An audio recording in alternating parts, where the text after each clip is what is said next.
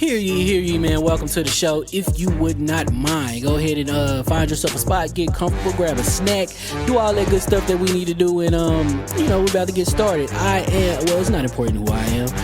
What's important is that you are pulling up to the Iron Lords podcast right now as we speak, and I guess I'm here to keep you entertained until it's time to get this show started. So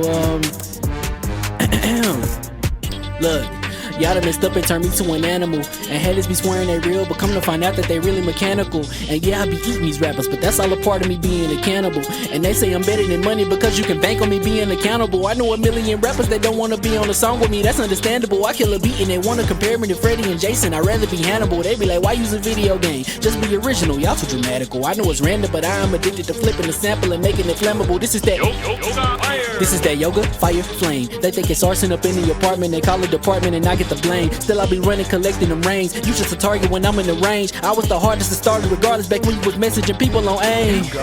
Check my vocals, all on Twitter but I'm anti-social. Love my city but I'm still bi-coastal. I got nah, let's switch that up. What is you doing? Don't stop. Nah, that was dope. I'm just keep that going. Nah, go ahead. Look, I guess you could say that I'm very spoiled. For them to be your dogs, they ain't very loyal. But I ain't gon' hold ya, I ain't here to boil you. You ain't gotta say it, I'm embarrassed for ya. Always been a nerd, never been a loser. Making Voltron with a gang of cougars. And I'm going places, better tell a Uber. Cause it's pretty hard to sleep on Freddy Krueger. Let's do that again. Hear ye, man. Welcome to the show. If you would not mind, go ahead and find yourself a spot, get comfortable, grab a snack, do all that good stuff that we need to do, and we're about to get started. It's not important who I am.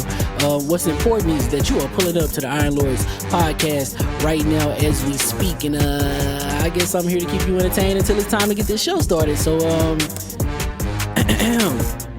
look, y'all done messed up and turned me to an animal, and haters be swearing they real, but come to find out that they really mechanical. And yeah, I be eating these rappers, but that's all a part of me being a cannibal.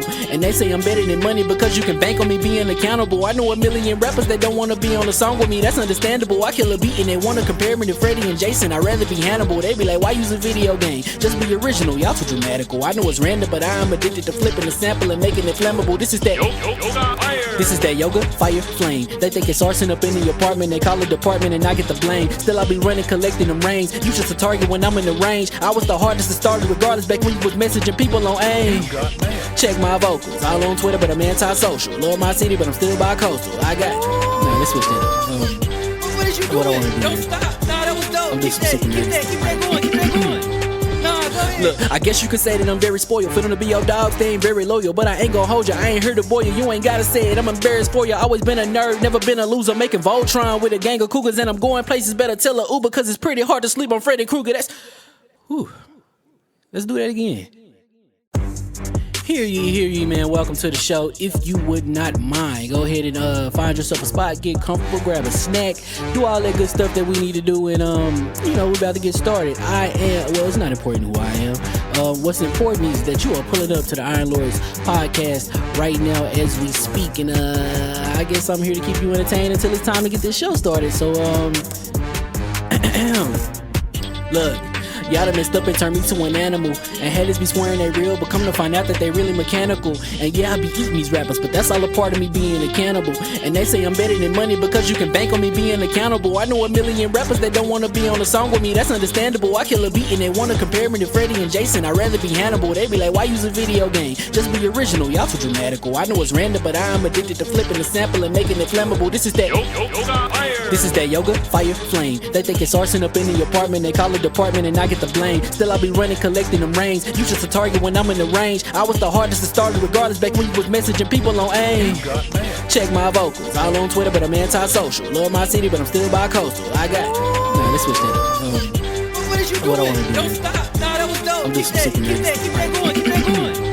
Nah, go ahead. Look, I guess you could say that I'm very spoiled. For them to be your dogs, they ain't very loyal. But I ain't gon' hold you, I ain't here to boil you. You ain't gotta say it, I'm embarrassed for you. Always been a nerd, never been a loser. Making Voltron with a gang of cougars. And I'm going places, better tell a Uber. Cause it's pretty hard to sleep on Freddy Krueger. That's, whew. Let's do that again. Hear ye, man. Welcome to the show. If you would not mind, go ahead and find yourself a spot, get comfortable, grab a snack, do all that good stuff that we need to do, and we're about to get started. It's not important who I am. What's important is that you are pulling up to the Iron Lords podcast right now as we speak, and I guess I'm here to keep you entertained until it's time to get this show started. So look. Y'all done messed up and turned me to an animal. And haters be swearing they real, but come to find out that they really mechanical. And yeah, I be eating these rappers, but that's all a part of me being a cannibal. And they say I'm better than money because you can bank on me being accountable. I know a million rappers that don't wanna be on a song with me, that's understandable. I kill a beat and they wanna compare me to Freddie and Jason. I'd rather be Hannibal. They be like, why use a video game? Just be original, y'all too dramatical. I know it's random, but I'm addicted to flipping the sample and making it flammable. This is that This is that yoga, fire, flame. They think it's arson up in the apartment. They call it department and I get the blame. Still I be running, collecting them rings. You just a target when I'm in the range. I was the hardest to start regardless back when you was messaging people on AIM. Check my vocals, all on Twitter, but I'm anti-social. Love my city, but I'm still bi-coastal. I got nah, let's switch that up. What is you doing? What I wanna do, Don't man. stop. Nah, that was dope. I'm Keep just that, sick of keep this. that, keep that going, keep that going.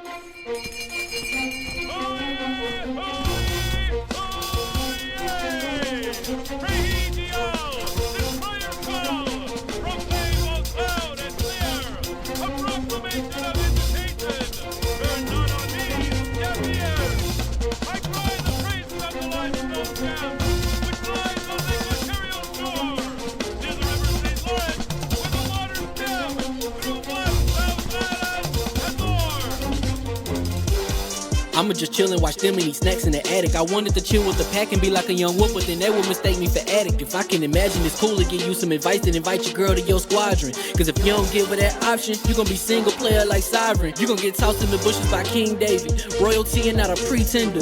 Detrimental to an elemental, what's an avatar to a knee bender? I gotta be Mito. I know it's my destiny, work to Cognito. Who cares if you fly, if you still a mosquito? You swear you ain't stuntin', but really be Steve-O. You like to collect stuff and that's cool, but I got bad news. Even if you really was that dude, King David still be the king of the statues. Since a juvenile, I've been cursed with a curse to be musical. And if you hate it, we'll meet in the crucible. Other than that, then it's cool and it's beautiful. We let you know that your dreams are pursuable. Whatever you wanna do, then it's doable. If you got work on a Sunday, it's suitable. Cause you can listen to this in your cubicle on the Lord's Day. Woo. If you got work on a Sunday, it's suitable. Cause you can listen to this in your cubicle on the Lord's Day.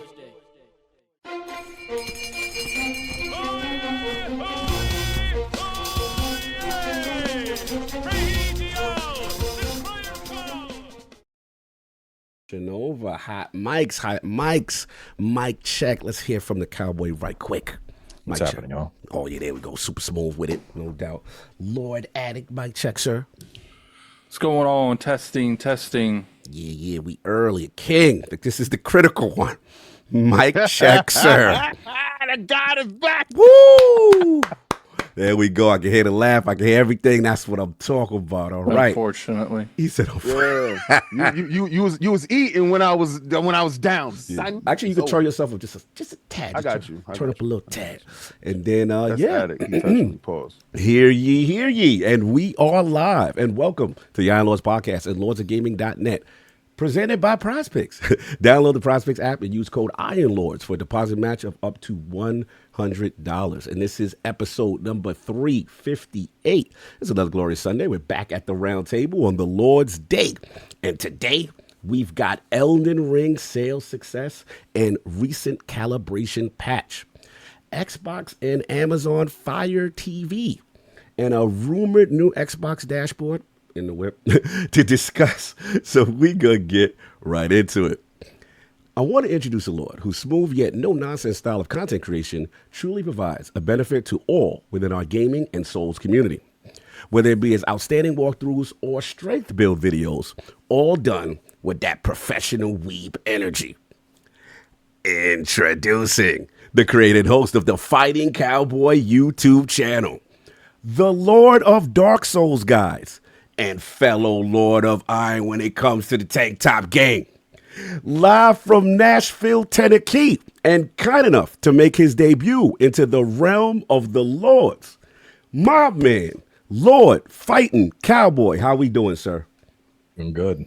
Woo! Gotta be better than that. Come on now. I'm doing good. I'm ready. Let's talk about some content. Let's talk about some content. So I know there's been a lot of content being played. I see these walkthroughs, these guides, a lot of things going on, man. But has there anything else been played outside of Elden Ring ShadowofErdtree? Not right now. I feel a little bad because I meant to get to like Capcom released a reboot of Monster Hunter Stories. And it's just like the code's been installed for like a month and it's just staring at me. In that turn-based game? Yeah, because the second one I had a lot of fun with, and I meant to get to the first, and then Erdtree rolled in, and I'm just like, there's no time for you. I'm sorry. It's over. It's over. It feels a little bad, but I'll get there eventually. So but yeah, Erdtree's been when I'm not streaming, I'm working on builds. When I'm relaxing in bed, I'm looking up stuff. It's just consuming.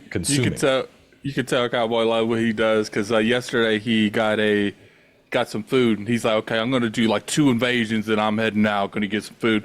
This man didn't get off for an extra hour after that. Well, to be fair, I did get that invasion where they wanted to play grab ass and hide.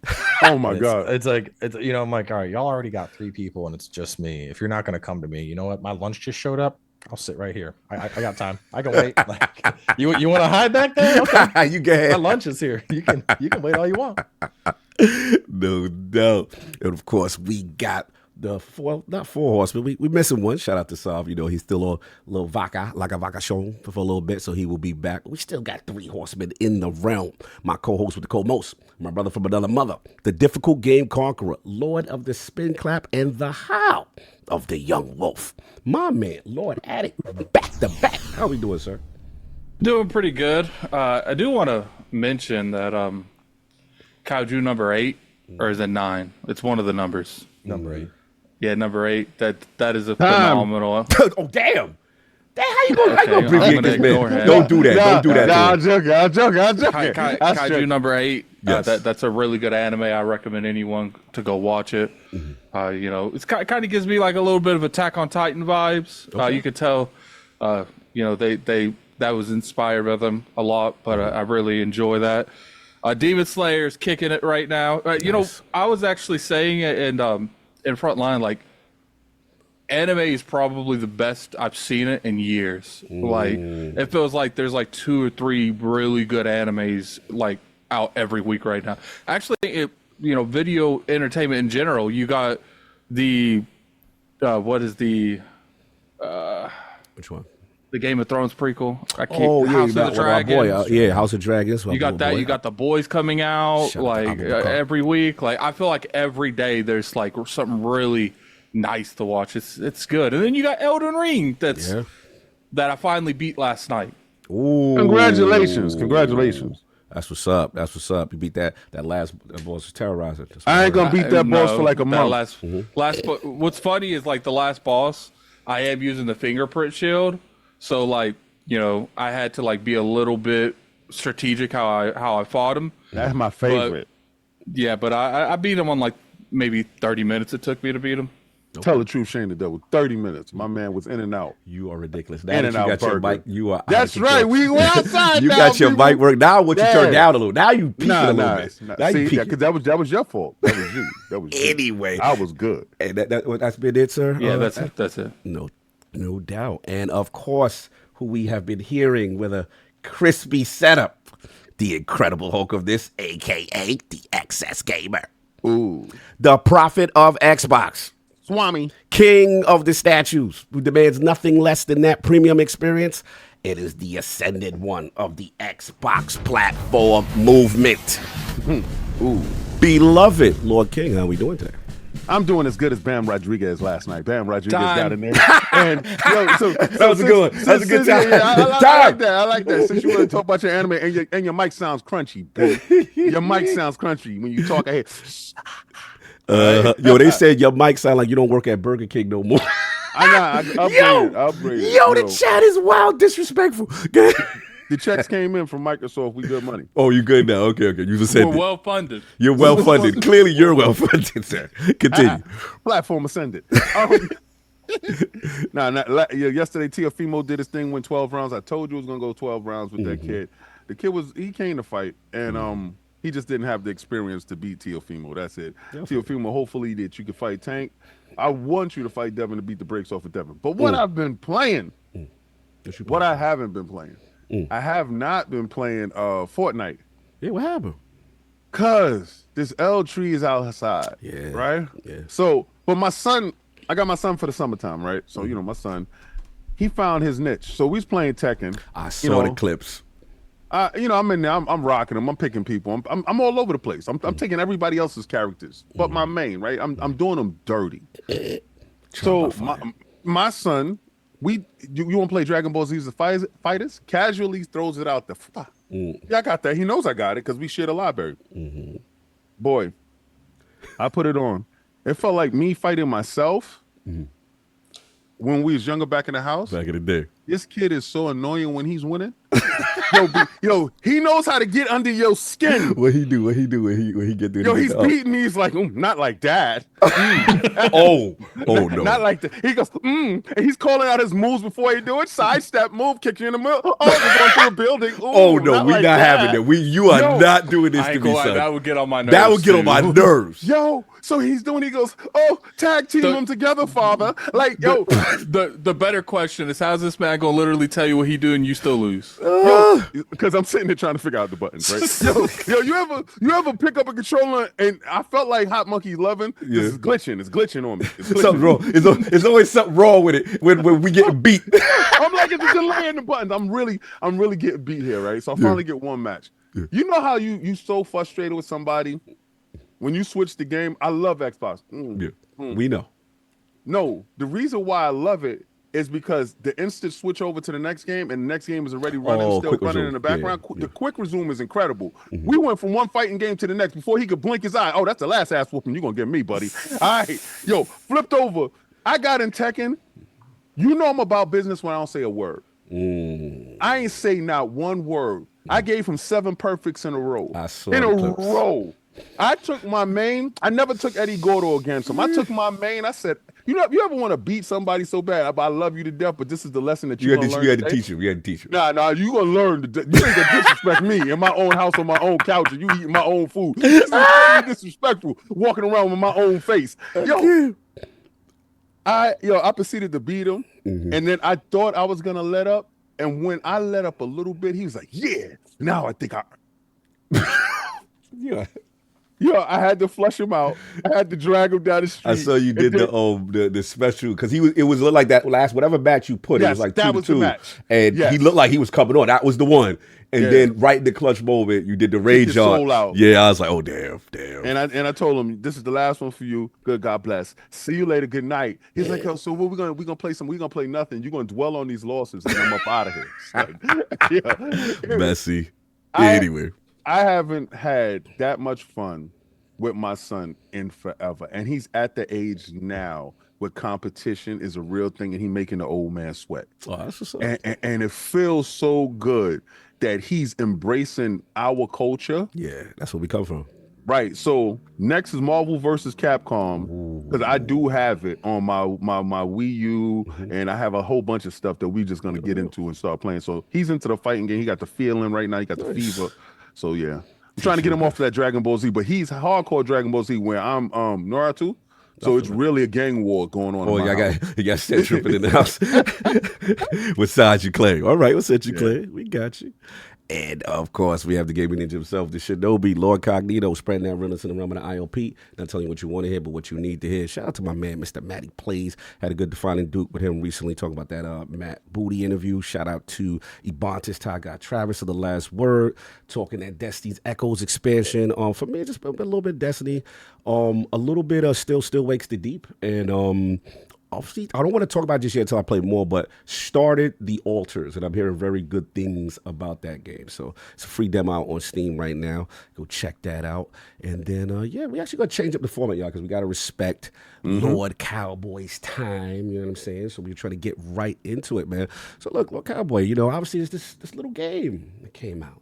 This little game with a DLC, just happened to, about 5 million people right now. They shout out to the Elden Ring account and put out the tweet, in terms of the success of the game and how many people have been playing. And then also there's been a calibration patch. So let's first start with the initial success of Elden Ring, as far as the amount of players, 5 million. But your people in the chat are saying that is the quickest intro they've ever done. Ever, yeah, because we got to respect time. We normally go longer than this. So Metacritic over 90 plus, but then 5 million, told for a tarnished in the realm of the shadow. So what's your feeling about that? I mean, I think it's FromSoft has been putting out hits for a long time. I think Elden Ring, they just made it more accessible. We were talking earlier, things like Fingerprint Shield, things like Ashes, and regardless of how people feel about them, it's definitely made the game a lot more approachable. I've had the last week, I've actually been talking with my trainer because he was on this big Cyberpunk binge, and then he was debating between getting into Elden Ring or Ghost of Tsushima, and he picked up Ghost. And then he started going down the Elden Ring rabbit hole every day. He's like sending me some new reel on Instagram. I'm like, bro, just buy the fuck. See, this is why I can't talk. Now you doing good on the Lord's Day. You caught yourself. You doing good. I saw that. That was professional. I'm like, Joe, just buy the game. And he's like, I don't know. I'm like, just buy the game. Just buy the game.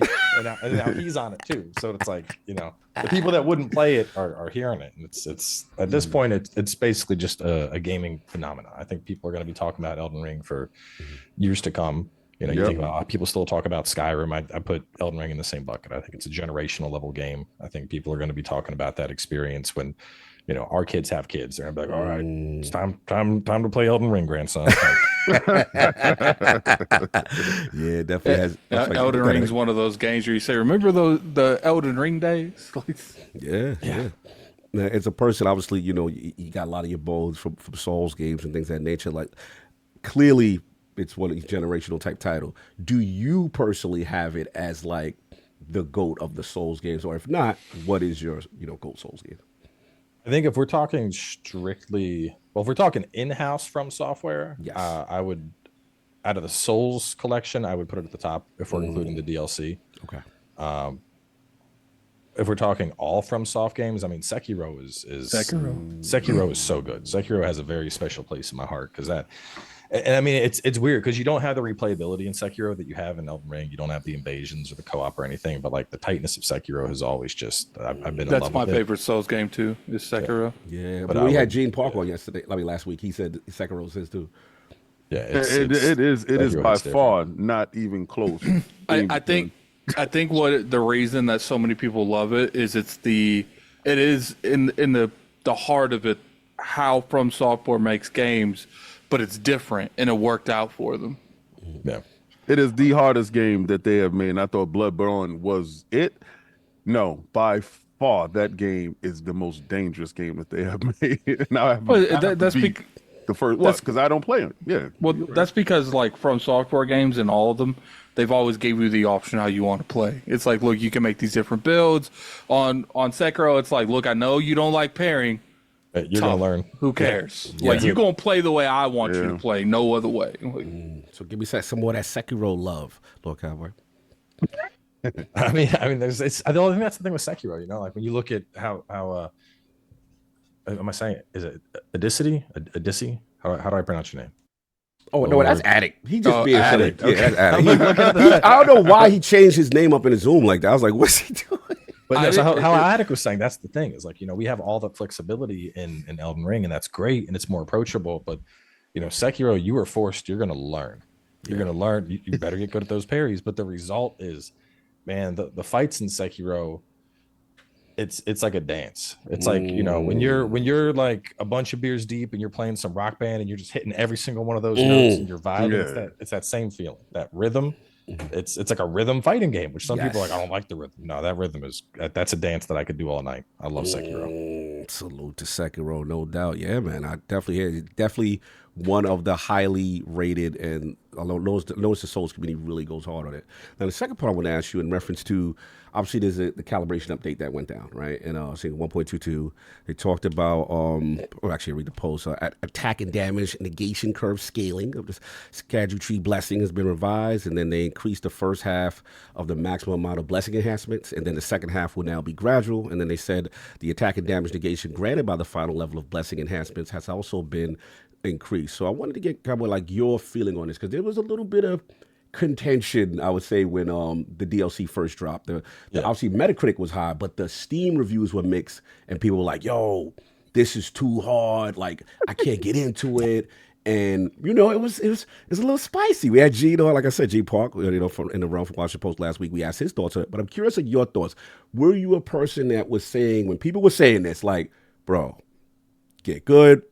Yeah, no, people had to pull up their big boy pants. That all it was. Ooh, okay, I see where you at. Go right to it. Right with Gene, I played it, pre-launch for the review.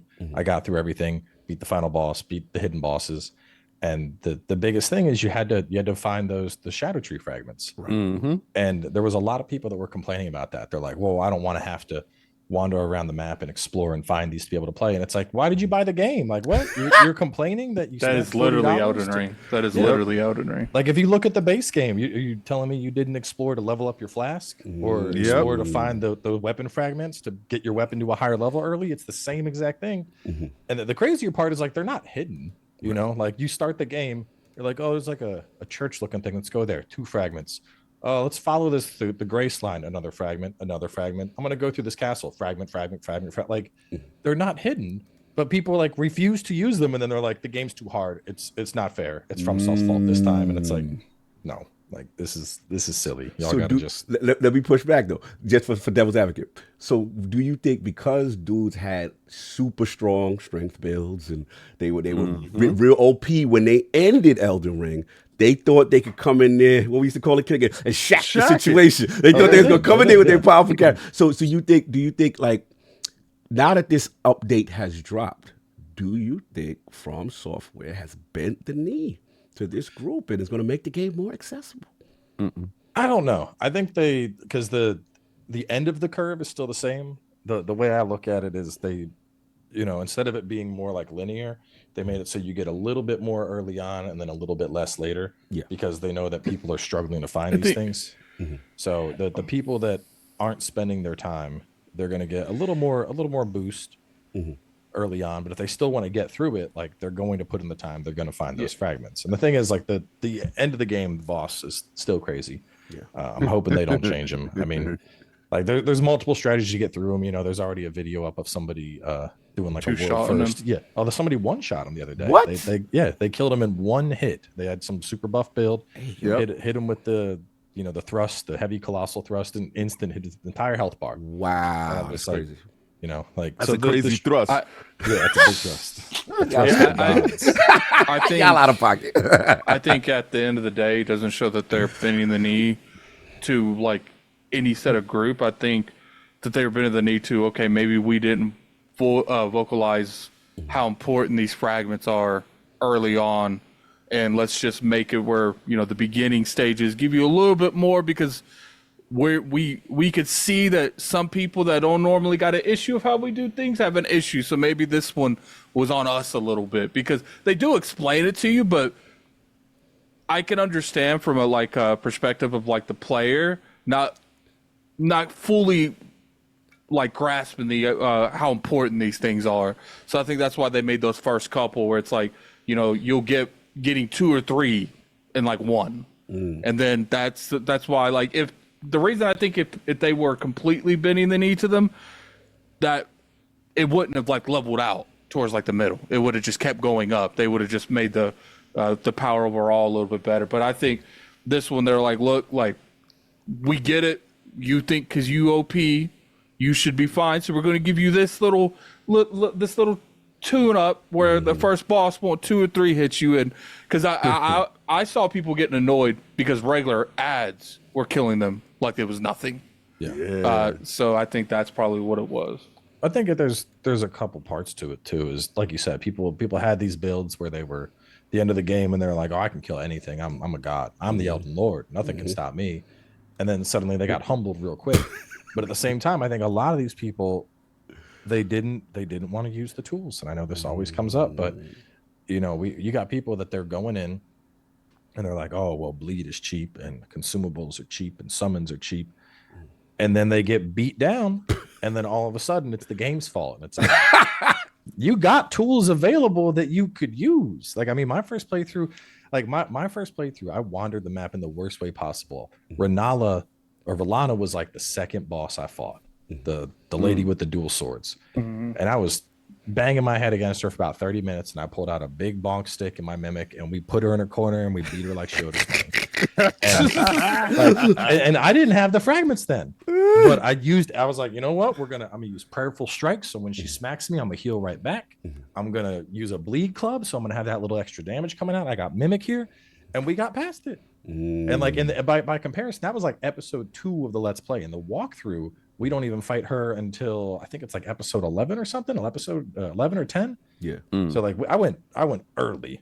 And got through it using the tools. And so that's what was crazy to me, is these people that, they just didn't want to use their tools. They didn't want to use the fragments. But the whole situation, it reminds me of Iceborne. When Iceborne added Alatreon, and we had you got to use elemental damage, and people were like, I'm going to use my blast set. And they're like, you're going to get messed up. And then people got messed up, and they were mad, and they were blaming Capcom. And it's like, you didn't think maybe use fire against the ice dragon and maybe use some ice when it's covered in fire? No, that's not, I shouldn't have to. Like, I don't know, people they want their cake and they want to eat it too. So like, King, it's funny. Like, why do you think, I'm trying to ask, like, why do we think that is? Like, what I'm starting to see, and even ask you this, Addict, like this purity thing where it's like, if you use these kind of builds, I don't care about nothing they say. Like, they saw my video and I had my thumbprint shield. Listen, guys, I'm be 100% with you. I'm a bum when it comes to soul games. An absolute bum. If I can cheese, I am going to cheese. And Addict showed me that, first of all, I looked up what are the best weapons in the game, right? Got that thumbprint shield. I got that trident from Moog. Game over. You're not stopping me. And I got my mimic backup dude that will aggro everything. And I'm going to cheat the game as much as I possibly can. So when I got to the DLC, I tried that. Nah. You can try to be tough. Little dudes, they jumped me. It was these little dudes in the corner. They knocked me off my horse. I knew it was trouble when they knocked my horse legs off, right? And I was like, no. And they had me on the floor, yo. They beat me down so fast and so quick. And I was scared to go get my essence. You know how when you're scared to get your essence? You got the goons right next to you? What's up? You gonna come get that? Your wallet's still on the floor. Yeah. I think what it is, From Software, first off, I'm sure From Software was listening when people were saying this is the easiest game that's ever been made by them. They're like, okay. How'd that work out for them? Yeah. Bad. Because if you look at this boss, these bosses are very aggressive compared to the original Elden Ring. They're always on top of you 24/7.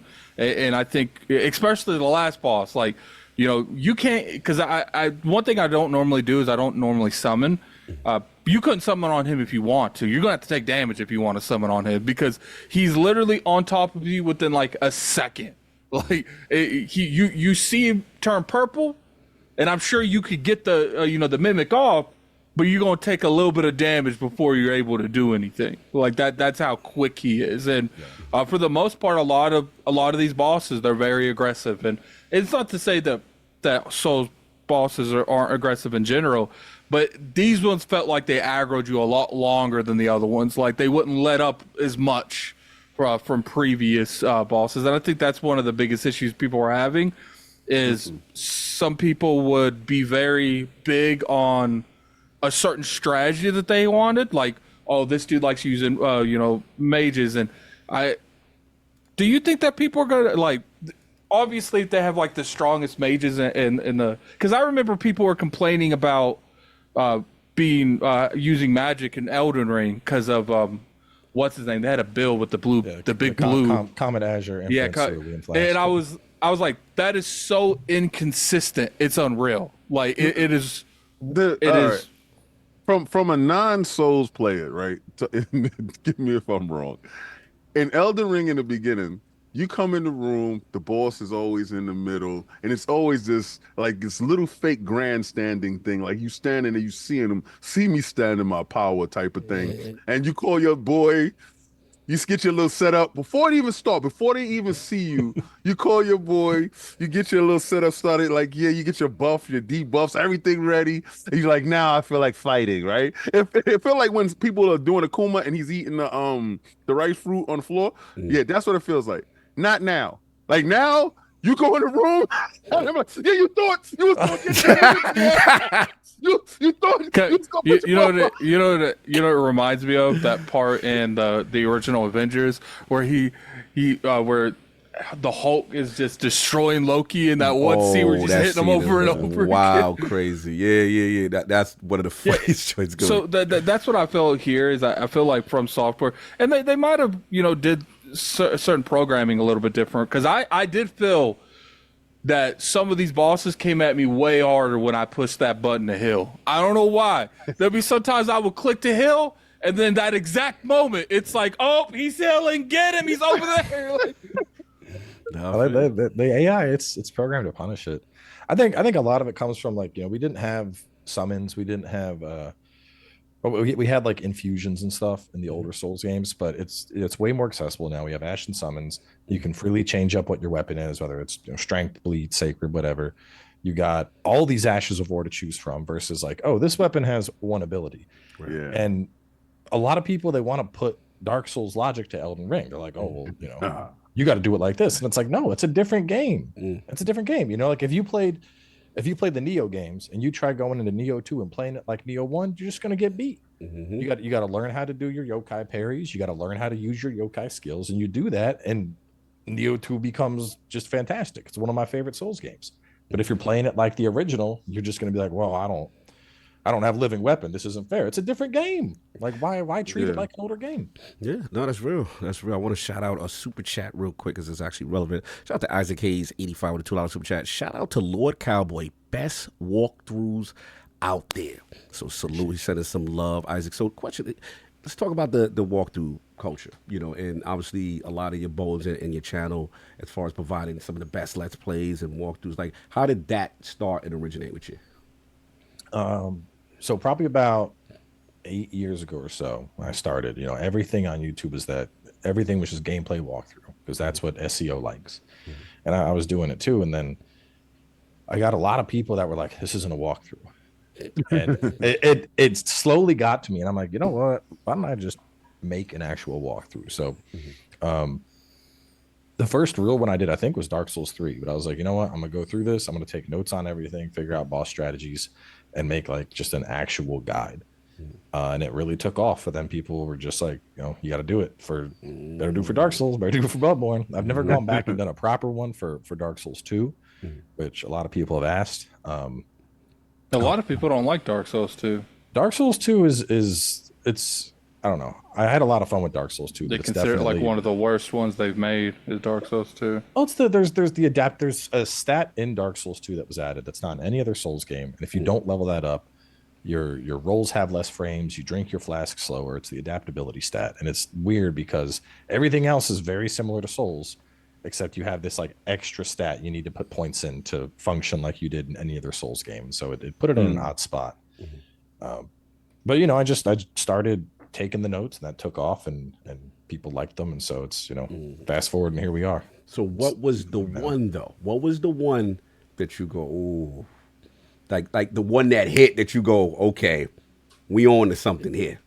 I mean, probably the first one, probably Dark Souls 3, because I had like kind of done a walkthrough for Dark Souls 2, but it was more like me just playing it, knowing like what I know. It wasn't like, you're going to turn left and grab this item over here. You're going to go this way. There's 3 dudes waiting to ambush you. And so going through and like just looking at it very analytically, it just, I don't know, it took off, and I ended up liking it. It's also fun too, seeing like how easy you can turn it. Like, you know, Souls games are very much a battle against knowledge. You know, the first time you walk down an area, you're going to get jumped. Second time, you're like, okay, I know there's enemies there now. I'm ready for this. But like when you go into a Souls game for the first time, you know, you might spend an hour, 2 hours going through a castle. But when you know everything, like the walkthrough, I mean, we went from the entrance to Castle Ensis all the way through Rolana in like under 30 minutes, like grabbing every item, killing every enemy. And it's like, you know, you're like a robot. You're just like, go here, kill this. Over here, there's a dude, snipe him, jump down here, get this item. And there's something fun about that. Just figuring out, because that's what I do. My day job, I did like systems optimization. Oh, okay. And I don't do that as much anymore. I'm just part-time with that now. But so IT background, so that's what we doing? More human factors engineering. Okay, got you. But so that was the thing is, you know, optimize the machine to adapt to the person. So I kind of took that experience and was like, all right, how do I optimize this playthrough to where, you know, you're just like boom, boom, boom, boom, boom, boom, dead. So it's basically Bruce Lee's Jeet Kune Do, removing all the unnecessary stuff. And take out the fluff. Yeah, no, that's real. I mean, at the end of the day, it's like you said, like the key of it is knowledge and getting the information, right? And as you get more and more of it, then it's about being efficient, right? And being able to do things in a very quick way. And I think the other thing that I want to ask you about is the origin of you with the strength build. Like, I noticed this is a thing, so let's talk about it. I don't know. I just something about just, you know, unga bunga. It's just, it's you know, you could be all fast with your katana or casting the spells, but sometimes just a big stick is all you need. Man. It gets the job done. That's I love it. Oh man, yo, that's what it is. Sometimes you got to get in the mix, King. You got to bring the big stick. You got to get in the mix. You ain't bringing the big stick, get in the mix. I always bring the big stick forward, but I'm just saying. It's better than bringing a little stick to That's the true. battle. You definitely don't want to bring the little stick. That's not going to work out for you. That might not work out for you. Back to how Elden Ring was doing, right? Let's focus on the strength.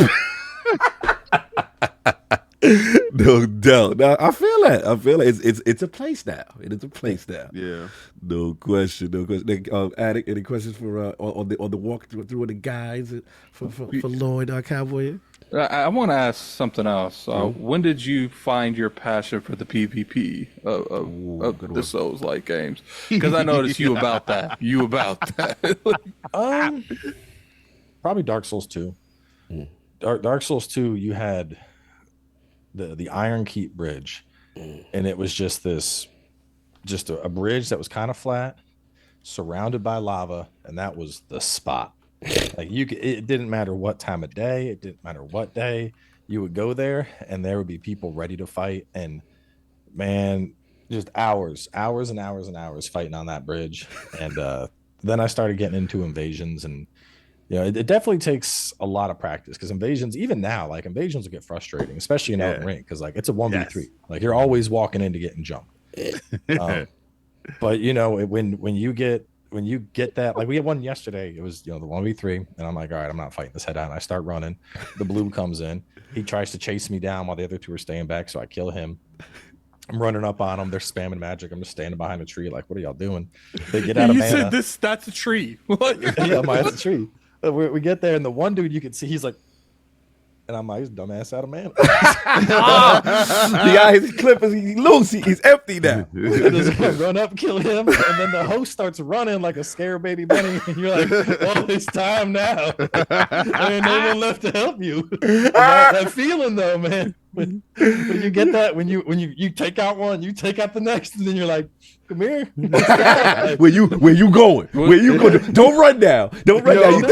Let me tell you, quick joy. The only reason why I got Elden Ring is I found out that you can go into other people's worlds, and I was like, yo, that is the greatest thing ever, right? Yeah. Until I found out that these dudes be waiting for your ass. Yeah. Oh yeah. Yo. Sometimes they'll spawn you literally right behind them, like all three of them. Ooh, Nah, but I had a whole grand scheme in my head. I was gonna be this maleficent character, and I was gonna do all evil things. No, people was building for me, and I showed up in their world, and it was like, nah, get out of here. It's like that Jujutsu Kaisen episode. You show up, they just all jumping on you. It's so much fun. Absolutely so much fun. What was there ever a meta that happened in any of the From Software games when it come to PvP, he was like, I'm good until they fix that. I mean, there's been in every Souls game really. There's been a time. I mean, for Elden Ring in particular, at launch, it was everywhere you looked. Moonveil, Rivers of Blood, Moonveil, Rivers of Blood. Like, if you knew how to parry, it wasn't a problem, but like it still didn't make it any less annoying because you jump into a game and you got one dude spamming the blood, one dude spamming the laser, one dude spamming the wave of gold, and you're like, man, like I wish y'all would do something else, please. Like, just change it up. And like right now, we're seeing it. Swift slash is probably the biggest thing, just because of the roll catch ability of it. So. And at the same time, it's like, when you're up against 3 people, you got to use what you can use to survive out there, which, I usually like more cosplay builds. Like right now I got like this like undead paladin type thing going on. Nice. And for like playing with people, it's a lot of fun. You're throwing out lightning, you got your big holy hammer, but like in PvP, it just, that ain't going to stack up to, multi-buff swift slash type stuff. So like I'll keep some of the OP stuff like sitting in the back pocket in case I need it. But, it's, you're always going to have meta. In anytime there's PvP, even like something like Call of Duty, there's always going to be that one submachine gun that's going to just inch above the rest. It's just how it is. Speaking of which, as far as variety streaming, obviously tremendous success with the walkthroughs, the guides. You're known as like the Souls guy, but you also dabble with other games and stuff. Like, how has that been for you? And then what are the standouts for you that you really enjoyed that gave you a little break from your normal Souls games? Monster Hunter for sure. Because I tried playing it back with 3 and 4 back on a 3DS, but trying to control the camera with the buttons, it was way too janky for me. So when World came, I was like, okay, it was World, and I don't remember if I got GU before World or after. So World and GU was what really like got me to embrace the franchise. And I'd put that right up there next to Souls in terms of like how much I enjoy it. It's just real satisfying, the combat for that. But I'm super ADD, so variety is great. Because I know some people, they Souls is what they do, and that's it. And they Souls. I know I'd get burnt out doing that. So being able to switch it up, play something else. Like I know we're gonna have a Black Myth when that comes out in August. How we feeling? How we feeling about that so far? It looks good. I'm hoping they do like a demo or something. Like Liza P did. Because it's it's one of those things where anytime I see something that's like high action Souls, like I'm like, I want some hands on. I want to see what you're cooking here and see how it feels. Yeah. But it looks good at least. But so that's the thing with variety. Phantom Blade Zero is more of what I think that you're looking for. Like compared to Black Myth. Black Myth looks like it's more action. But the Phantom Blade Zero, the way it feels, because we got a chance to play it, we got a chance to see it. It's so Channel 5, it's so Kung Fu. It looks a lot like really Sekiro. good. Yeah, it looks really good. Yes. Yeah, but plays a little bit more forgiving. Than fast-paced nature. But I'm saying, you were saying, Cowboy, about the variety streaming. Continue. It's just fun, You get to mix it up. You get to see everything. Like it's always weird. You occasionally see people that are like, gaming's so bad these days, and it's like the gaming is amazing these days. There's so many good games coming out, and it's crazy. I mean, there's so much stuff. Like the recent Xbox showcase in particular, man. They killed it. There were so many titles that I was like, I'm playing that. Give me some titles. Give me some titles that you had your eye. And by the way, you were going there. You was Addict. He was going in on his chat. His chat was trying to be disrespectful during that show. He was watching. He was not having any of it. That's what I respect about him. When I'm watching him and I see it's like, because a lot of these streamers and stuff be letting they chat abuse them for no reason. Like, it's just like, nah, sometimes your chat's on something. You got to correct that. No, dude, and I don't know what that is. I think it's just people are too comfortable just hating on stuff online. I think most people are receptive to it. I get a couple that get upset about it. And it's to me, it's just like, sometimes you got to treat, like if chat's acting like kids, you got to treat them like kids. And it's like the example I bring up is like, if you don't like baseball, you wouldn't go to a baseball game and then be like, this game sucks. Why are you here, fam? Yeah, you wouldn't do that. And it's the same thing in a stream. Like if I tune into a stream and somebody's playing something I don't like, I'm gonna have that internal monologue where it's like, this ain't for me. I'm just gonna turn it off. There ain't no reason to leave a crappy comment. There ain't no reason to bring down the vibe. It's just it's not needed. I'm so with you on that. Like I call them the joy stealers. Like I'm like, bro, you can't be this miserable that you're gonna watch something that you don't even like or a platform that you claim that you don't even play just to come in here and annoy me. I mean, part of it is trolling. We get it. You know what I'm saying? And I get that. They want the attention. But it is funny that some people you see like legit emotionally upset. Like, I'm just like, yo, what is that? It's very strange behavior to me, but I feel you on that part. Yeah. What was the games that you biggest that ones though? So Gears of War E-Day. Oh, are we Gears? That looks so good. Oh yeah, I grew up. We used to have late nights in the college apartments, just like me in one room, Buddy in a different room, going at each other in Gears. So Gears, I'm really looking forward to. Okay.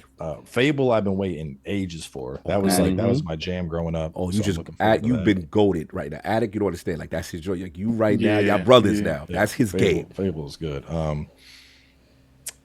Vowed, I'm curious. Vowed looks like it's gonna be good. Like some of the stuff where freezing the dude and then breaking him, but I want to see more of it. Okay. That's one of those ones where it's like this looks like it's gonna be a big hit. But I don't like to get too excited for games because my rule is like if I'm excited and then it doesn't do well, I'm disappointed. If I go with no expectations and it blows me away, then that's great. I never played Age of Mythology. That reboot looked really cool because I like RTS, but then you suddenly pulling in like Anubis or something to drop bombs. That looks really fun. Probably.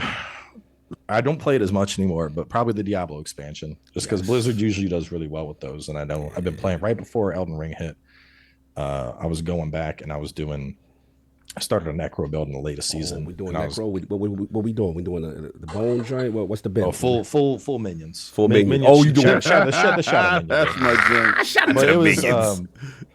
I mean, Blizzard just usually does really good with the story in Diablo. I know people don't think story for Diablo, but I mean, I grew up playing Diablo. Seeing how Mephisto's going to come back in is something I'm looking forward to, and especially with the loot rework, I think it's because Diablo is my downtime game. Like when I'm not recording or something, I'm laying in bed, I'm playing Diablo. Getting at Diablo. And if I'm streaming, I'll do on PC. If I'm laying in bed, I'll just boot it up on Xbox, and they got the cross saves, which is great. Yes. But it's Diablo's my bedtime game. I can just turn off my brain. I can play for which it's hard. It's actually hard for me to stream Diablo because once you get in the rhythm, Diablo I've conditioned myself to fall asleep to Diablo. But not in a bad way, I'm like, hold on, this don't sound like the game. It's you for. I'll be grinding the riffs, and I'm just like, boop. I'm just very slowly going out. So I never play hardcore because then it's just risky business. I got you. So Vessel of Hatred got your attention. Yeah, we were going off on her. I forget her name, but the NPC was because she's like, I need to do it on my own. We're like, stupid. What made you think you was gonna contain a primeval in a little gem? You're gonna go sailing on your own. Like, we know you're getting corrupted. Oh yeah. I didn't even need to. We know what's gonna happen. She got. No doubt. So we got the Diablo and all that. Any of the JRPGs, or we never really been in that chamber? No, I do them. I think the only thing with JRPGs is from a content perspective, they're a hard sell. Right. Like I did like Tales of Asperia. It's one of my favorite Tales games. Like that was like 136 episode Let's Play. Wow. And that's a long time to ask your audience, like, hey guys, you can stick with me this long. The one that's I always forget the name is Metamorphosis. Is that what it's called? The one coming from the Persona gang. Metaphor. Yes. That looks like it could be really good.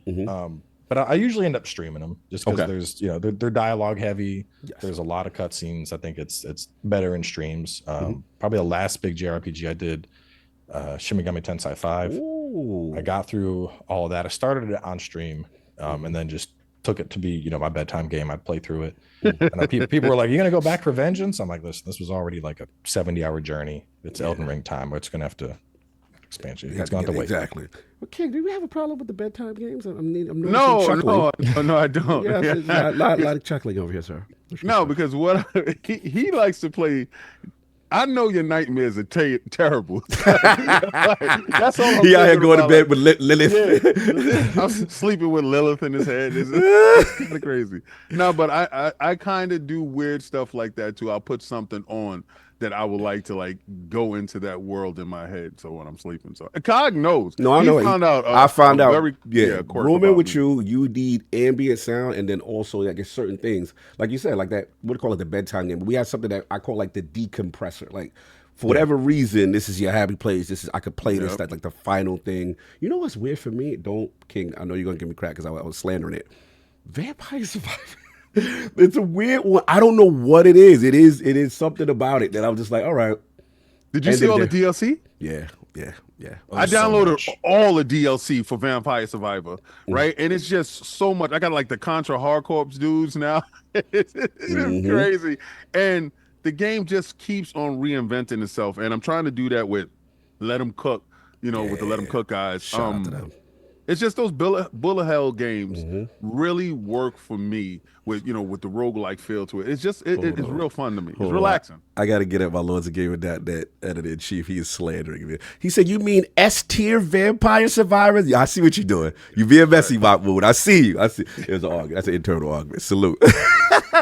No doubt. So let me see. Since we got a little bit more time, I'm trying to sneak in some more questions here. We did pretty good. We're doing good. We're doing good right now. So I gotta ask. Again, origin stories. Obviously, you told originally Jersey, and obviously out to Tennessee, but gaming history. Like, how did you get started? What was kind of the first games you were able to pick up and get into in general? I mean, growing up was a lot of Sega and then N64. I'd say. Hold on, wait. Ain't gonna let you speed past that. I'm a Sega kid, so we got to talk about what Sega you had and what was the games. Just Genesis, just the regular. My I mean, man. God, we're talking like, God, at this point, what would My that be? era. Talk that talk. 30 years ago. Preach it. Yeah. Is it that long? That's what no. Saying that, man. Say it with your chest. Let the young boys know. Let Addict know. What it It's was. crazy, right? I remember that's probably growing up the first thing I remember, because I remember going to my neighbor's house because I only had Sonic, but he had Sonic 2. And so we go over there to play Sonic 2.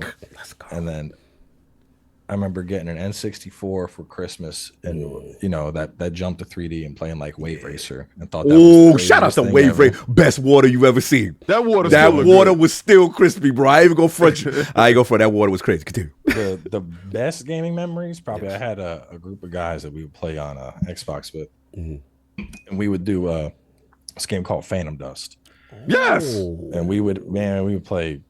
It'd be a Saturday or Sunday. We play 7-8 hours. Just play for the night, all That's that night. Phil Spencer joint. Just talking trash, just different builds. Doing ranked matches, team matches, battle royales. Like, we did so much Phantom Dust. I mean, well, obviously, I did a lot of Halo with friends too, but like, the Phantom Dust. That was probably my. Was my this the most origin memorable of gaming time. professional weebness, Cowboy? Like, this is the origin. Oh, What's I the mean, origin? I grew up watching anime. It was because we were growing up. You had a Dragon Ball was starting to get big in the States. Yeah. Gundam Wing. You had Sailor Moon. You had all these anime finally started coming over and becoming a big thing. And for the most part, American cartoons weren't like that. Yeah. Nope. Like, Did you start off with Gachimon, like Battle of the Planets? I don't think he had. Like no, us. well, no, because that was the anime that we had in the States. We had that anime. We had Voltron, stuff like that. And then, as cartoons started to be more advanced, we started getting more mature content like Overfiend and Fist of the North Star and stuff like that. So when Fist of the North, Ninja Scroll. You can't be Ninja mentioning Scroll, Return stuff of like the Overfiend on stream, sir, Sunday. Yeah, we can say it, but we can't talk about it. We can continue. But then we started getting Dragon Ball Z, and I think Dragon Ball Z was like the gate, open the floodgates for all Japanese anime that came over. Yeah, a lot of people call Dragon Ball Z the godfather of anime. Yeah. It definitely popularized it in the West, I think. But I got into that, and then Cowboy Bebop. That's where the Fighting Cowboy came from. I was just about to ask you. That's And what I then was. Okay. Berserk was that was a big one. I remember I had the DVDs, and the last disc, for whatever reason, it wasn't even translated. So like, you watched the first two, you knew what play and chapter and all that were, but you put in the third one, and it was like a bootleg Chinese disc. So everything is just in the Chinese characters, and you're like, well, I know the first menu is play, and we go down to chapter. Okay, we're good. Nice. But I mean, I still got it. It's got that. Was it the 640 by 480 resolution? I remember that. Remember that? I actually got that. Where's it at? That's the Oh, that's a the sound panel. That's a sound panel over there. Yeah, That was the art that came with it. There was a little hold on. let Let me pin that. Just show that one more time if you don't mind. Cause I got your camera pin, so they can see. Oh, that's clean. That's clean right there. I like that. Yeah. Fire. I like that Sephiroth poster too. Well, I know someone's gonna ask. This is a group they called up Psy Acoustics. Okay, it's this guy. I think he's in Seattle now, but you send him any like high 4K res. These are all sound panels. Wow, that's nice. And so you use them as backdrops and soundproofing your room. That's fire. Without these, that's smart. Room echoes. Like so, I have like Bebop, Berserk, Castlevania, Sephiroth, Elden Ring, Neo, Geralt, and then Jin Sakai. Oh, we got some Jin Sakai love. Okay, I like that. I like the little Ghost Tsushima. All right, so we got it. We transitioned perfect to the question we usually ask all those in the realm. I need that Lord Cowboy top 5 video games or franchises of all time. This is your personal pick. Any order. You got to pick amongst your kids now. You got to make the hard decision. Let's go. I'd probably go franchises. Okay. I don't know. Yeah, I know it's difficult. It's difficult. I feel like every time I have to do this, I come up with new. All right, I'm just gonna do 5. So I'm gonna put Phantom Dust in there because it's always close to my heart. Neo 2 because it's one of my just all-time favorite Souls likes. Monster Hunter World with Iceborne, just because the fights in there are just phenomenal. Okay. 2 more. Elden Dark Ring. Souls. I would do Elden Ring with Shadow of the Erdtree. Oh, so Erdtree's already. Yeah. It is. I think you got to pair them. Okay. You know? When I think about games, I think I'm with the expansions, and then the last one. Probably Sekiro. Okay. Probably Sekiro. Yeah, I always tell people Sekiro means a lot to a lot of the From Software community. I what you call like, I wouldn't say I'm like mid, like a little bit above average like From Software player, but like people I know that are like heavy into that franchise love that game. Like, and I knew if I loved that game to that degree, I knew it had to be shared among the rest of that Souls community. I mean, I'm big on Armored Core 2, but I don't know if I'd put it ahead of Sekiro for me. Armored Core 6, which I'm hoping that's the next. Because traditionally, FromSoft has always done. They've done an Armored Core and then like an expansion to it. 4 answer, and I'm hoping we get to see some type of big update like that for Armored Core 5 or Armored Core 5. Armored Core 6. The money they made off Elden Ring, they could do it. They could, and it was. I mean, I've been waiting years and years and years for AC6. Every time we saw a FromSoft logo show up during a showcase, I was like, is this Armored Core? So that was insane seeing it come back. Quick diverting question. Because of the success of Elden Ring in this open world format, again, I'm a person that really doesn't play Souls games, I'll be honest, but the thing that I liked about Elden Ring, which was made it approachable, was like, okay, I can't handle this right now. I'll see you later. I could come back, right? And I think it just made it so approachable to more casual audience. Because of the success that From has right now, do you think they could ever go back to traditional Souls when this is taken off? Or you think, hey, this is the new wave for them moving forward? I think I don't know if we'll see them go as broad as Elden Ring, but I think we'll see a smaller world, but with similar interconnectivity. Like if you think about Shadow of the Erdtree in particular, about halfway through, I'd say there's a region called the Shadow Keep, and like that's where Mesmer is. But once you get to the Shadow Keep, before you even fight Mesmer, you could go to Mesmer, you could go through the Church District to get to one boss. You could go a different way through the Church District to get to another boss. You could skip Mesmer and go out west to the ruins. You could take a hidden path and go down to the southern part of the map. And so you have that big interconnectivity there. And I think we'll probably see something like that where, the start of the game might be a little more linear, like just almost like legacy dungeons. And then we'll get to legacy dungeons that begin branching out. Because just in terms of the scope of Elden Ring and how long it takes them to develop something like that. Yeah. I mean, Shadow of the Erdtree, if you look at it in comparison to base Elden Ring, there's a lot of it that makes it more approachable. I mean, the NPC quests are a lot easier to understand and keep track of because people aren't just disappearing to the middle of nowhere. and then how you have like the first zone, you have this real big area, and then once you get through Ensis, it kind of opens up to a new area. But if you don't want to do that, there's like ways to sneak around. And then the same thing with Shadowkeep. Once you get there, there's more areas that open up, and so it still has that open world that Elden Ring had. But at the same time, it was kind of sectionalized to where, you have like your gravesite plains, and then you have your Altus, and then you have everything that comes after Shadowkeep. And so that approach where it's open, but it's kind of put into buckets. Right. I think that works really well because you still have that freedom to go explore, like you said, where it's like, I can't beat this guy. I want to go find a new boss. Right. But compared to like base Elden Ring, I mean, you can go anywhere. Yeah, and there's some places that you can go that clearly you just don't belong. You ain't supposed to be in this hood over here. Yeah, I don't belong here. That game showed me quick. I saw Kai go up to the top of that mountain and fight that dragon, and he was just like, he did like this much damage to him. And he's like, "You guys tricked me. I ain't supposed to be here." It's real like that. Yeah, continue. I'm sorry. Continue. But no, yeah, that's it. Exactly like you said. I think we'll see closer to Shadow. Gotcha. Than we will full Elden Ring. Just because I don't know. I personally, I like how Shadow of the Erdtree flowed a lot. I think it was the progression felt more gradual. I like how it opened up, but like, I mean, base Elden Ring, I remember playing it. My one thought was like, it just keeps going. Like every time I'd find a new map fragment, I'm like, I remember Let's Play, I was like part 50, and I'm like, all right, I feel like we're getting close to the end here. We're at the alt region. This literally what Maddie told me. Yep. Yeah, and then it opens up, and you're like, dude, I'm like halfway done the game. What are you talking about? How? And you find the underbelly of the map. Yeah, that was crazy. crazy. Oh my god, like it just keeps going. The one thing I can respect on From Software is they get a lot of heat from the industry, especially like accessibility and stuff, but they never let that prevent them from making their game and not the game the industry wants them to make. Yeah. Well, the thing that's so weird about that, I always hear, about the accessibility angle, but like from a UI design perspective, I love FromSoft's design. You press the start button. What do you got? You got equipment. You got inventory, you got character. Like that's super straightforward to me.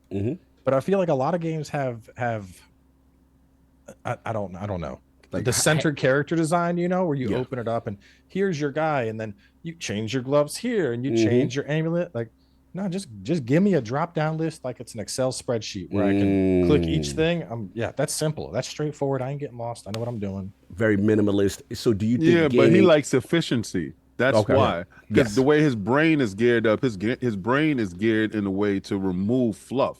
So if it's not necessary, it shouldn't be there. And he wants to have the speed and accessibility of all the stuff right there. Let me handle it this way, ting, ting, ting, ting, ting, opposed to all the fluff. I mean, it works for me too. I like it that way as well. I guess the follow was, do you think that game design nowadays is too much hand holding? It's too much do this, do that, do this, or you don't have no fun. You're just happy with the way From has approached this particular game? I think in some cases there were, which I also think attributes to the success we've seen from software, because some games, take Assassin's Creed, for example. Assassin's Creed got to a point where, it wasn't just, go in this region and kill somebody. Like you had a marker for where that dude was within 25 meters. You're like, okay, I'm going to go over there. And there's my guy. Okay, I'm going to kill him. Okay, next thing. And it felt like you had somebody pushing your back the whole time. Okay, you're gonna go here. You got him. Okay, great. Your next guy is over there. And by comparison, Elden Ring is just like, go that way. What do I do over there? Just stuff.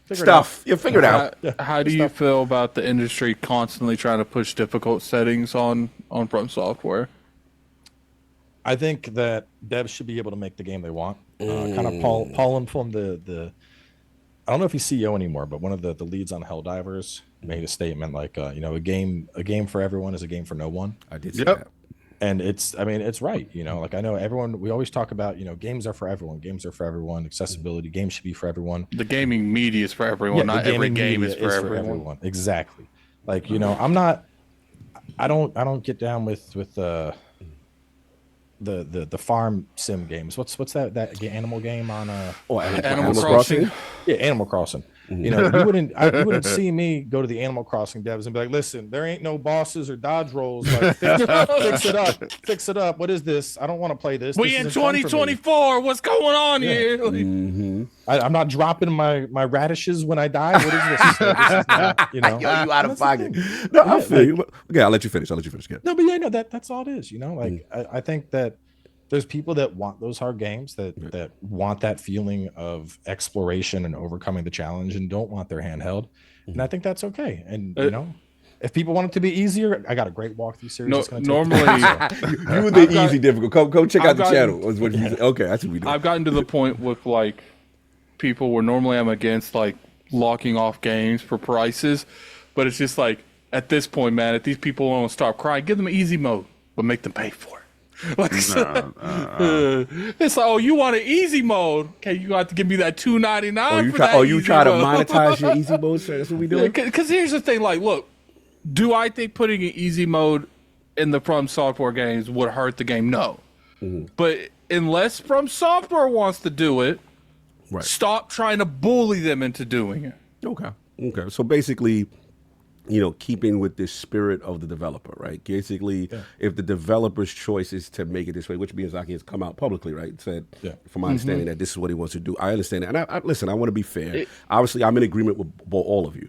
I will say, though, in fairness to the accessibility community, because I've had this discussion with a lot of prominent people in the accessibility community, and they were like, you know, it should have it, this, that, and other. And I was like, well, don't we want to respect the developer's vision? And they said, okay, cool. So then I think like the happy medium was kind of like, well, why not have, like, for example, I don't know if when you play Ghost of Tsushima, you know, for example, like when the enemies approach you, but they do that unblockable attack, and then you get that red kind of chime and the signal, whatever. So they would say, so it's like, I know, King, you're shaking your head. I know. It's like, you know why I say no? Why you say no? Because I'm a fake Souls dude. I'm an Elden Ring guy. Okay. Right? I'm not even gonna sit here and hold you. All the other Souls games that they talk about, I turn my head, I twist out. But Elden Ring, for some weird reason, feels a little bit easier to me.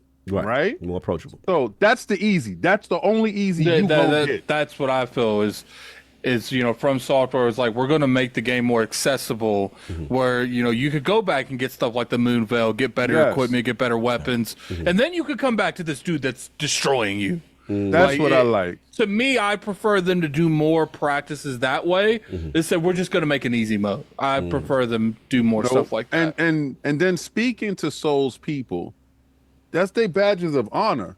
Like, you know, when a dude tell you I in this Secretio, you're like, oh, okay.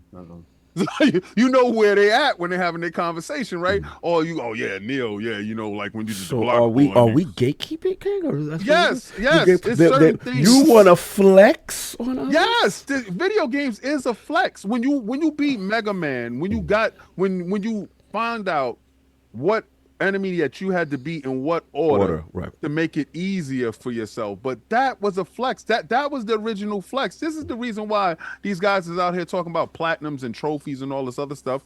It's your honor as a gamer. These are your badges, right? So we're not gonna dumb it down for you. Get good. Like, just get good, bro.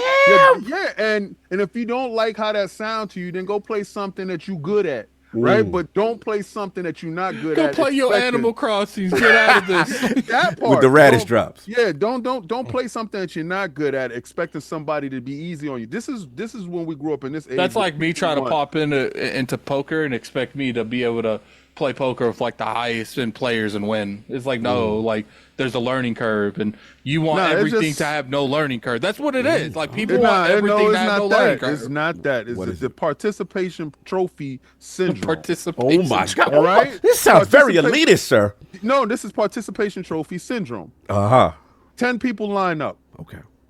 There's only going to be 3. There's a gold, silver, and a bronze. Right.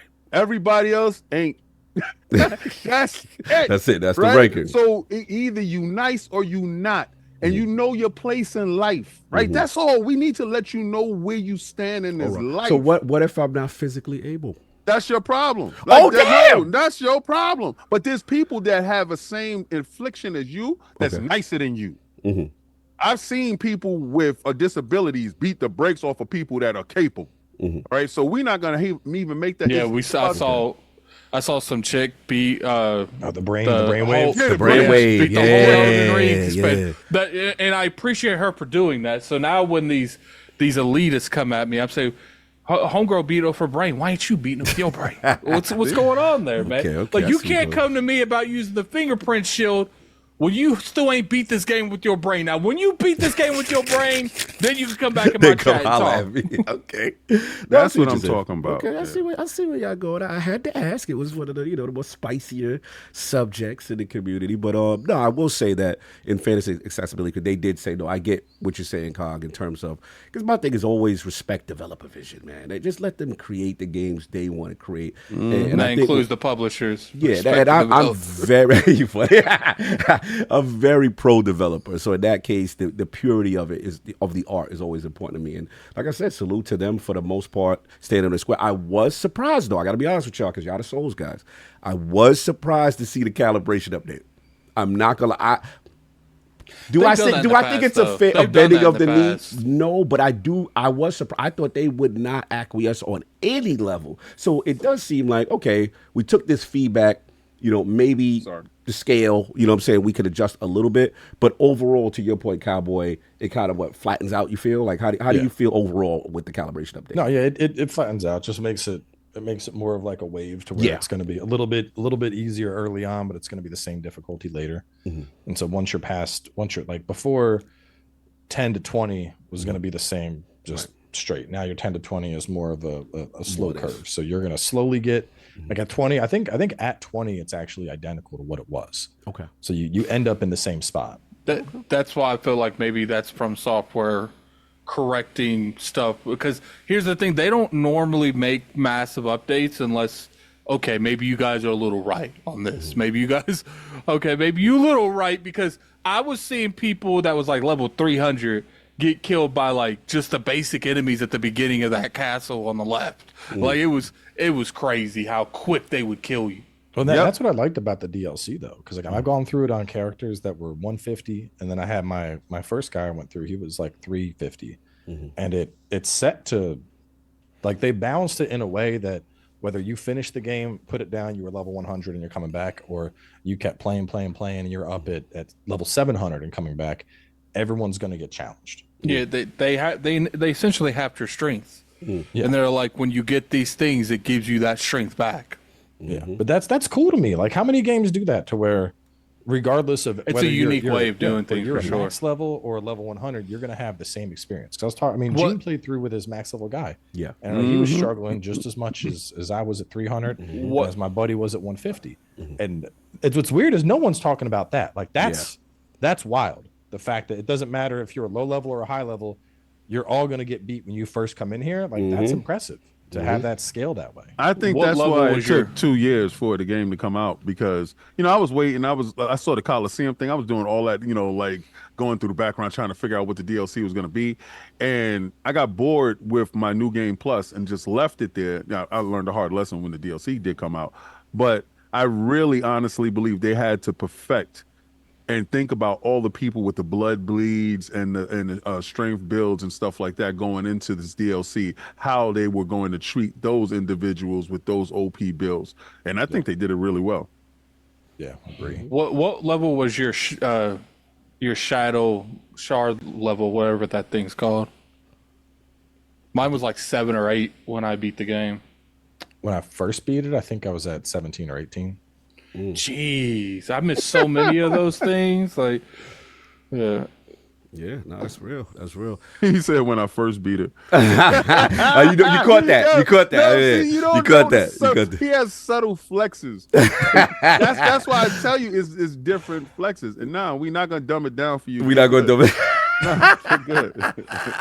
I mean, the thing about the people that refuse to get good is, like I said, this game is, at the end of the day, it's knowledge. Right. Yep. I don't even think it's you don't have the skill to play this. It's you're not paying attention to the tools. Because if I can go into the final boss and he's gonna hit me really hard with a lot of holy. All right, I'm gonna bring 100% holy resist shield. He's like a kitten all of a sudden.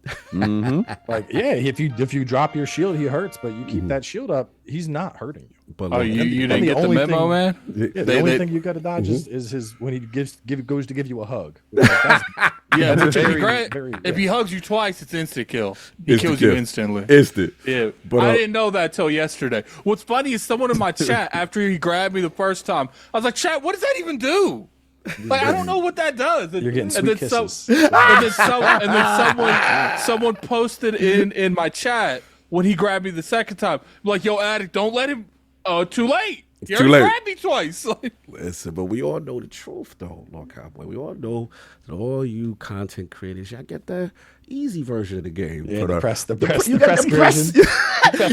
Yo, King and Addict, this is funny. Somebody tried to get at him on Twitter, and he's like, we know the truth.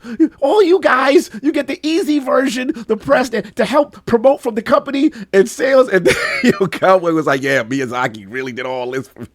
Talk to me about that. How often do you get the haters on the content? Honestly, I think that it's Twitter. There ain't no arguing with people on Twitter. I mean, I the other day I was like, I said something. I was like, I've been doing co-op, and a lot of people are just abusing the lightning bottle right now, and kind of making co-op all that fun. So there's like a glitch at the moment with this one weapon.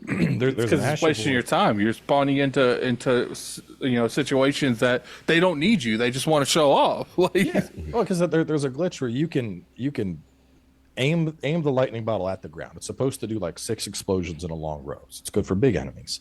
But you can aim at the ground and it does all of them at once. So people have already instant killed the final boss with this.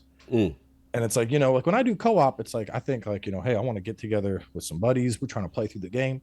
So someone summons me. I'm like, all right, let's go. We're going to tackle this boss. I got my shield. I'm going to tank him for you. And then one dude just runs up and he's like, I got him. Like, what? And people are like, well, what's wrong with that? And I'm like, wow, like, and my thing is, if I go to summon you and your name is like, I will delete boss. Okay. I expect you to do that. Yeah, you better live up to that. Yeah, but if like, I'm summoning, if I just, Lord Addict's there and I go to summon him and Lord Addict comes in and deletes the boss and you don't know anything, your first thought is probably like, is this dude cheating? Like what? Yeah, like, like what happened? I've been fighting this boss for like 10 minutes. I almost got it down, and then I blinked and it was dead. and people were upset with that as like a take. They're like, I'm like, no, I'm just saying, like, listen, if you want to use cheat engine on your own to one-shot bosses and be invincible because that's how you like playing the game, whatever, man. If you're on your own, you're on your own. And that's the media access we were talking about that's earlier. that media access. Yeah, that's if you want to play press mode on your own, do it. But like, you shouldn't bring that into multiplayer. Got you. But people want to argue that. They're like, I should be able to do, like, why would you do that in someone else's game? Like, Yep. Out here with the exploits. Damn. Yeah, like that was treated as a hot take. Don't use exploits in multiplayer.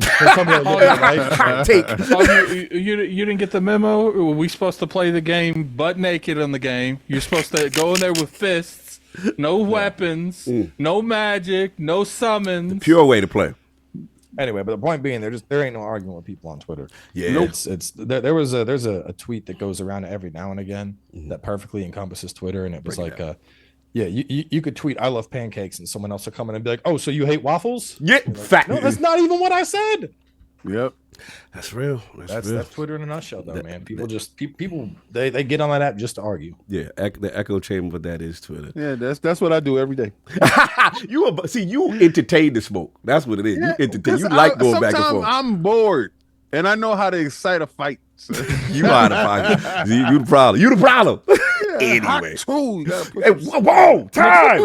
Time, sir. We are not bringing in your social media nonsense in here.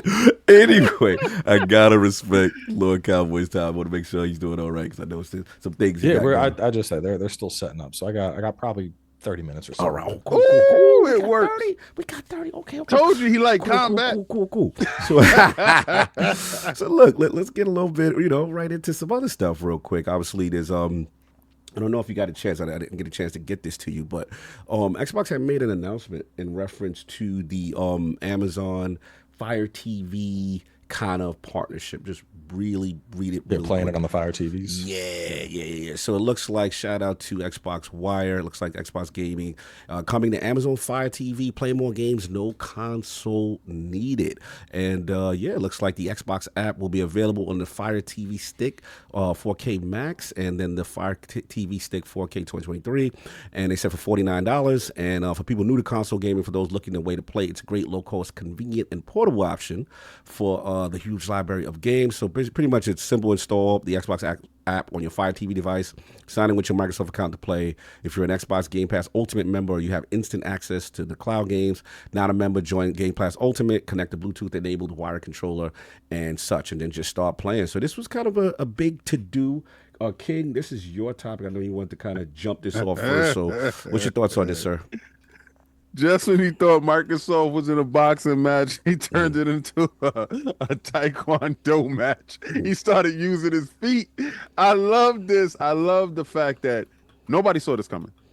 Absolutely not. This is the reason why Keystone died, because you have to think about it, right? Why manufacture a device? Why go to the research and development and push out a device and try to get it down to $100, $129 to ship it with a controller, to get it to people and try to figure out how to get it into somebody else's, where you could just go to the leading streaming, most delivered company in the world that already has something that's $39 that can do the work for you. That is true genius. So I'm pretty sure that Satya called Jeff Bezos and was like, yo, what's up? You want to go to Mr. Childs? Like, Yo, you stupid. Sat down and Mr. Childs, yo, listen, I got this thing, right? And this is how they circumvent the Ubisoft having the streaming licenses in the UK. Okay. Ubisoft is already on the Amazon Fire Stick. One big home, one big place. They're going to still make money. They're going to get this thing into what is 50 million Fire Stick users in the world right now. It's 200 million Prime users on Amazon. That opens them up. Prime Week starts, I believe it's next week. They're going to start advertising this thing like it's going out of style. That level of access, no longer now do I go on vacation, do I need to take my Series S with my screen, my controller, my wires, this, that, and the third. I just grab my Fire Stick and I grab this thing here. This thing changes everything. No console required. All you need is controllers. And remember when somebody was saying that all Xbox does is sell controllers? Well, look the F out now, because if they're the leading seller in controllers, they can continue to sell controllers and continue to push you in the direction of getting these Fire Sticks. I think that's a genius move. Now, will it replace home traditional consoles? No, it won't, because there's us, all this panel here is not really interested in this at all. This is not our... this is the main way we're going to game. No, this is for grandma and them that like to do Candy Crush and stuff like that. Or this is for the guy that's on the go, or the guy that's at his in-laws' house that he don't want his wife to know that he brought the console with him.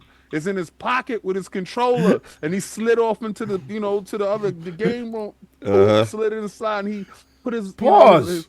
Too much sliding going on. Well, hey, I don't know where your mind at. I'm just saying, bro. Pause for you.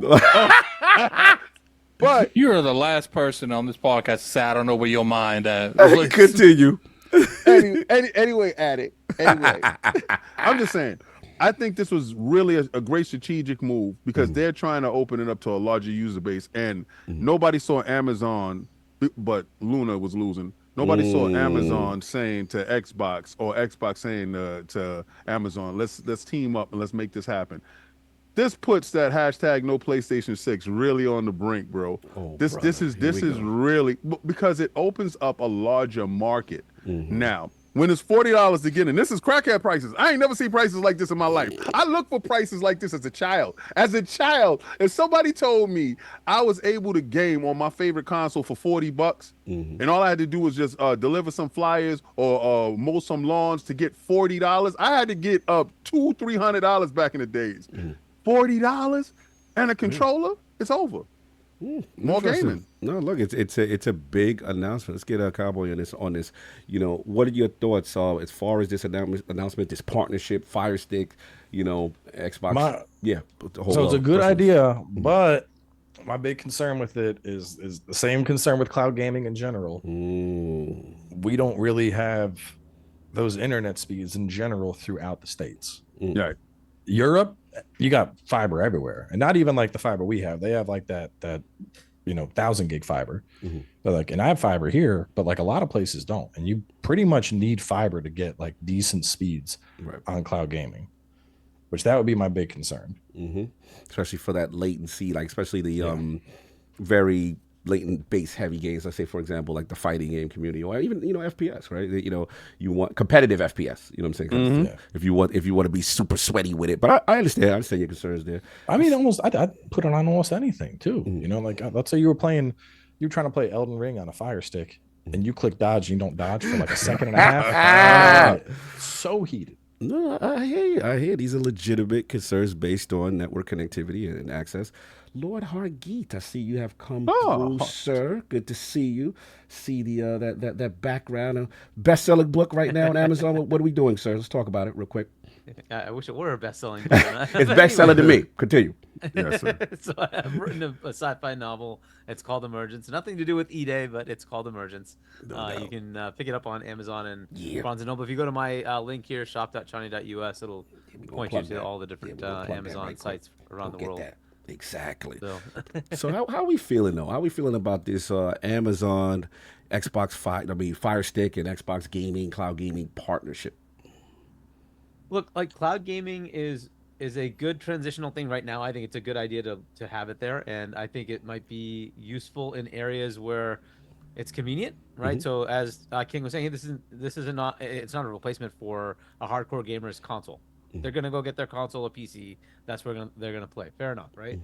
But if you're going on the road and you don't want to get a ROG Ally, it's a good option. It's a good option, right? A ROG Ally still gives you a small screen. Now, look, you can plug that into your TV somehow, but Fire Stick, pretty straightforward. Just plug it in, and there you go, right? And it's gonna be connected to your controller. Good enough. That's kind of the way to go, right? So it's really cool in that. And look, the assumption here is this isn't my primary form of gaming. Right. I'm not going to play something that's going to require, real, rapid response, right? Low latency, twitch reflex, right? So that kind of thing. You tailor your gaming to that and say that's cool enough. The other area where this is very interesting, though, is we always look at things from a very U.S. perspective. True. Go beyond that. And if you're somebody in Africa or Asia and don't want to buy an Xbox because, well, you can't afford one, you might be able to get one of these, right? You might already have a Fire Stick. That might just be the way you access some of the streaming services, right? And getting a controller, and remember, you don't have to buy an Xbox controller. You can buy any one of the compatible controllers that are out there, right? So you can get something $15, $20. I can get a DualShock. You could even get a DualShock. You don't. But that's very expensive still, right? But I'm thinking for somebody who's on a low budget to say, hey, if I want to spend like $5-10 and I get a control, I'm good. I already have my Fire Stick. I can try this out, right? And yep, I do have a cost to get in. That cost is variable depending on which country you're in, right? We put 17 for Ultimate. It's not the same everywhere, right? And you market that out in a different area and say, hey, you know what? Like the equivalent of $7. You can play all these games that are available to you. Right. And at some point, they're going to add in the ability to play games you pay for. Right. So there might be an awesome sale, 90% off. They have those every now and then. And you're like, hey, I can pick up this game for like $3, $5, whatever it is. Cool. Looks good to me. I'm going to buy it and I can play it via cloud. And that might be the access method for folks that just can't afford to buy $500 consoles, right? And, we always look at things from a U.S. lens. That's a good point. Very, very, very wealthy, and we don't realize that we are very, very, very wealthy. And for us to even drop $500 seems like, okay, I can pull that off. For a lot of people, $500 might be a year's salary. You have to look at it from that perspective, right? So that's in that world, this gives them access, right? And that's a very cool thing. Could it happen? May it work? I don't know. Right. It's a cool thing though. Right. And this takes away the, hey, I have to buy a Samsung TV that's got this capability built into it that may still cost a lot. Instead, I could have the TCL. Get your TCL TV, King. There you go. No, we're not endorsing that. Anybody that's watching this, TCL, if you're listening, King is a big fan of your products. We're not endorsing that, but what we are endorsing. Use code Amazon. King David at checkout with TCL televisions, the best. So I'm Back looking to at you, that Soft. right? And I'm looking at that customer and saying, this is a fantastic thing, right? And I hope they do it to more, right? If you're a Roku customer, whatever it is, right? Just have the ability to play, right? It's an app on that, the Fire Stick or a Roku or whatever. And then folks who already have it, here you go. Just go find a controller, right? That you can buy cheaply enough, pair it up, and you're up and running. I think that's awesome to expand gaming. Look, this is what they wanted, right? The 3 billion gamers thing. You don't get that by saying, like, here's the 200 million console players, and we're just going to keep. They've already told us, right? Phil's told us, I can't get more out of that. Okay. I'm looking to expand beyond that, right? So I can either take more money from my current customers, or I can go beyond that into other customers. And this is one of the avenues. One of them was, hey, let's port some games over to PlayStation. Let's see if that works. That didn't fully work. It worked for one game. It didn't work for the other buy three. no games. But this is another avenue. I can go to something that already exists out there. Fire Sticks are out there, right? Rokus are out there. Can I take advantage of it? They worked with Samsung to put it in there. I think they're working with LG to put it in theirs.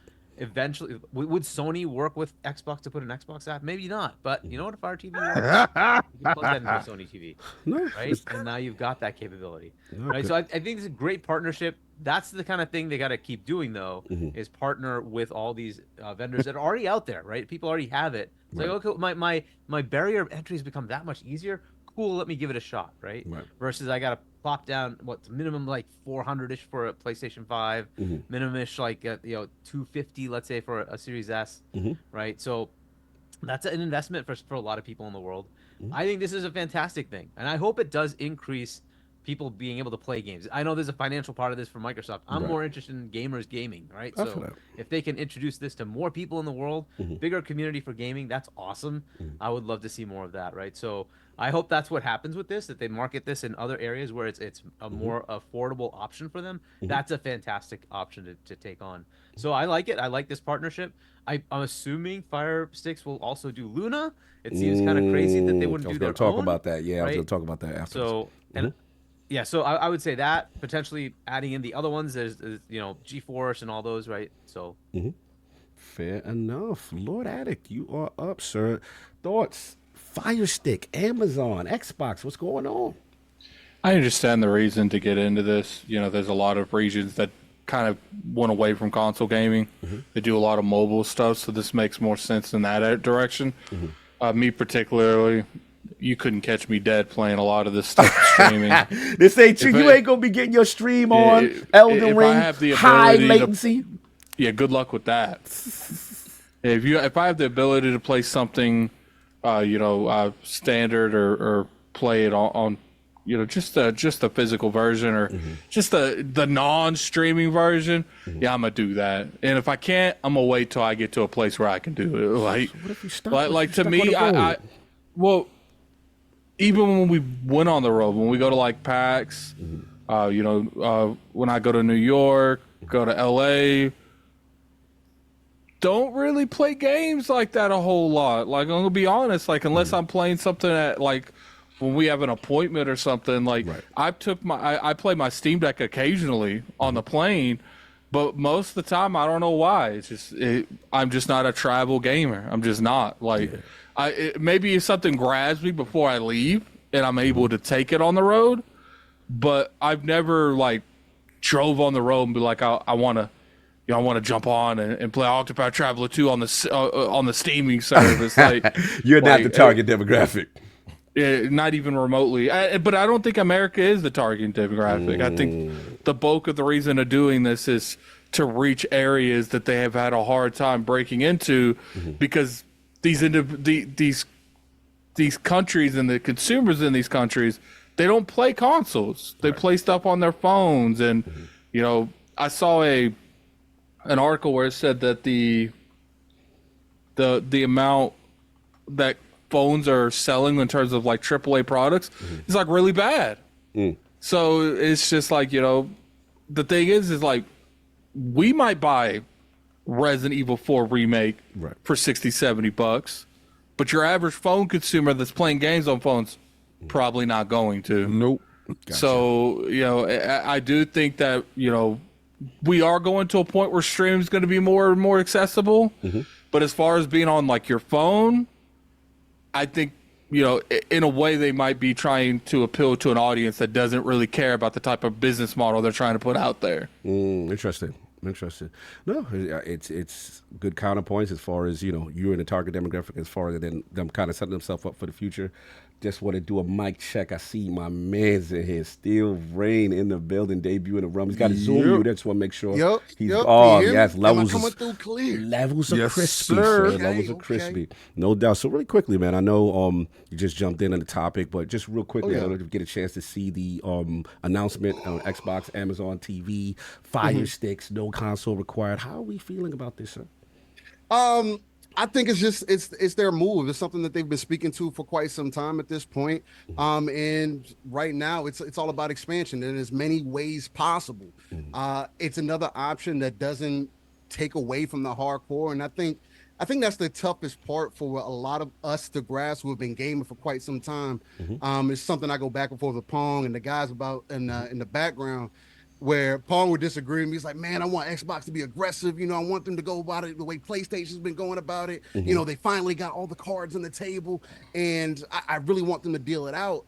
And for me, more of a multiplayer game, and I grew into that, right? My multiplayer experience has started with PC, Rainbow Six back in the day, and then transitioned into Halo 1 on the Xbox, playing Xbox Connect before Xbox Live became a thing, and then transitioning into Live, getting onto my Pops account, and wrecking shop. I respect that. Respecting the Pops account. I respect that. It was early. I shouldn't have been online gaming at the time for sure, but nonetheless, it gave me a completely different expectation of what I was looking for in gaming at that point, right? So with that taken into consideration, I've always looked at Xbox and what Microsoft was doing more on the ecosystem side of things since then. So to see them kind of make the moves that they've been made, hey, we've been trying to compete a certain way. Seemingly it's not working the way that we would have liked it to this entire time. We look as the saying goes, you gotta if you can't play the same game, maybe you need to change the game. Was it the definition of insanity, doing the same things, expecting exactly expecting different results? And with Microsoft, they're in the prime position to play the game differently. Look, you wanted us to really be in competition with y'all. This is the way that we're going to do that. Doing this whole console thing, we already seeing how the digital future is kind of working right now. We're seeing how the audience is kind of working right now, and trying to just hone in on, we're going to give you this box, and we're going to give you these games, we're going to do that. I keep telling people the reason that Halo and Gears aren't where they're at no more is because they haven't been able to expand it to a wider audience. They're hard games to play. They're not just Call of Duty, they're not CSGO, they're not these other games where they're easier to get into most times. And so if you want a newer audience to come in, whether you do a Halo 6, you do a Halo Battle Royale, you do whatever, especially what we've seen with Call of Duty, now, especially with having that mobile play, it only makes sense for them to continue to expand it out to more and more people into, like I've been pitching it, it's the Trojan horse strategy. If I put it in your backyard and you forget about it, you say, man, this is a good deal. I'm getting a lot of benefits from this. And then one day I say, well, if I put Gears, for an example, if I put the Gears collection over there, and then Gears 6 is only, or Gears E-Day, as we now know, is only available over here, you might have to look at things a little bit different. Interesting. But it's that strategy of I don't have to force you to buy this box though. You can buy the PC, you can get the Fire Stick, you can get whatever other option that I make available to you, and you just kind of approach it from there. So I'm really liking what Xbox is doing, Microsoft is doing, with continuing that opening the base up, and just trying to approach things differently. Because right now, another keen point that I would like to make is, and I'll ask this to the panel as well. I'd like for somebody to tell me what the difference is prior in comparison to previous generations. What is the difference between the Xbox and the PlayStation right now, outside of an SSD? You're talking about the fundamental architecture being innards? Pretty much similar. Like exactly. they're not the gap is not as big as in the past with console. Is that what we kind of alluding to? That's exactly what I'm alluding to. And if we're going to move further in the future, if things are already getting more expensive, we reached this cap. why would you all of a sudden now, outside of ARM and doing, because that's just supposed to be an add-on, right? Doing the same thing but different and giving you extra versatility with it, right? I think that's the way that they need to continue to approach the future, and I think that's what these plays are kind of leading into. Good point. I'll wrap up. Going to say too much because you guys said all these excellent points already. But look, you know, it is. I was surprised. In the sense that I think King made a point earlier in the sense that, you know, we always, when it came to the streaming wars, right? As far as, remember, at one point, you know, what's our guy? Stadia used to be outside, right? You know what I'm saying? Google was heavier in the game, and then they faded away. And then we heard at one point Amazon was going to make a serious play with Luna, right? And then we haven't really heard much. So this was a partnership. I'm like, wow, strange bedfellows here, pause. You know, I didn't see this coming, you know, same kind of thing, because again, I thought they were going to be there. So look, you know, I do think it's interesting that Xbox is continuing that mantra of like this, no console required. They seem to be doubling down on this kind of verbiage, which is interesting. And to Steele's point, it does seem like they want to, you know, go. They definitely want to go outside of just that console framework and get more people who may not ever buy an Xbox. And we have to admit this, and I think Hargeet, you kind of alluded to this strategy of them opening up. For as much as a lot of the hardcore community were against it, you know, we have to look. Even though it's one title, the success of Sea of Thieves on a PlayStation storefront, it goes to show you, like FightinCowboy said, Twitter is kind of an echo chamber, right? Because people will tell you they have no games, no one's playing it, and then it's the #1 game on the PlayStation store in a month where I believe was it Stellar Blade and Dragon's Dogma came out, I believe, during that week or whatever month. And I'm just like, wow, that showed me a lot. So to me, I think they're adopting the strategy of go where the audience is. They may not necessarily want to buy your console, but at least if you give them the option that it's there, like we're kind of alluding to the Trojan horse, then maybe this is something that is successful for them. We'll see. As far as that, just, you know, again, the key is going to be latency in the future of how this thing performs. You know what I'm saying? That's going to be very key. You know, you maybe the hardcore may not adapt to it, but to Hargeet's point, we got to stop thinking of just our region. We're very selfish as gamers. We think just us, US, I'm never doing this. This is not me. But to his point, like there are tons of regions where it's just not feasible. Either the Xbox can't penetrate the market, or financially it's just not something that user base is really capable of. So we'll see. I think it's an interesting relationship, and we'll see how it competes with like Apple TV and Roku and all those other stuff. But it looks like Amazon is making a serious play to kind of, you know, compete more, a little bit more. But that's what I want to respect FightinCowboy, because I know he is on a time limit. So I just want to make sure he's good. Or can we, how we do it? I just want to make sure, because I know if you got a boogie, you got a boogie. Yeah, it's about there. About time. I figured. So look, I gotta go spike on some. Go spike or go dunk on him right quick. First of all, the legend, FightinCowboy, in the game, much appreciated. Spending some time and gave us some bonus overtime too. I appreciate that. Now I love what you do with the gaming community, the Souls community. Very approachable, very smooth, no nonsense style, but super knowledgeable. Tell the fine people where they can find you. Just FightinCowboy on YouTube. That's the best spot. I got videos every day, and midday usually got a stream. Got more stuff cooking. You can use the press version when it's on easy mode for you, or you doing keep them easy mode strats, right? Appreciate love Lord Addict for making this happen. Send some outros to Mr. Lord Cowboy. Yeah, thanks for having me, y'all. It's been great. Oh, no doubt. Yeah, I appreciate you coming on, man. You know, I always try to get more Souls minded people in here. You know, I always feel like when I got King over on Elden Ring, felt like I had a huge W there, man, a huge W. So it's nice to get, you know, someone that really enjoys the genre, you know, way more than I do. Made a whole career out of it. I mean, I'm just surprised it took us this long. I figured I used to do so much with Maddie. I figured he would have yanked me into a defining Duke at some point, and it never happened. Say less. We're gonna correct that oversight. We'll worry about that. But I was talking to Cog. I was like, I think we need to reach out to FightinCowboy, man. Well, see, what it is it's hard to reach a lot of people. And I sent you, like, you gave me your email a couple weeks ago. And I was like, I think I should reach out. And then Cog's like, I think he follows me. I'm like, well, then maybe you should reach out. I was like, you have the direct line. I think you should message him. Definitely shot the shot. I don't know the next time he'll check his emails. Like, It's a busy man. I'm usually pretty good about getting back in touch with people. So. Nah, I appreciate you. Lord King outros Fighting Cowboy on his way out. Nah, I know when he came in, when he had on TikTok, what it was. Do the energy. Nah, but he gave us some gems in the green room. With a shield that I probably got like 3 of that I'm like, what? Like, I'm like listening to him. But okay, so when we doing prep for whoever's gonna show up for the week, right? I'm like, all right, let me go see his channel.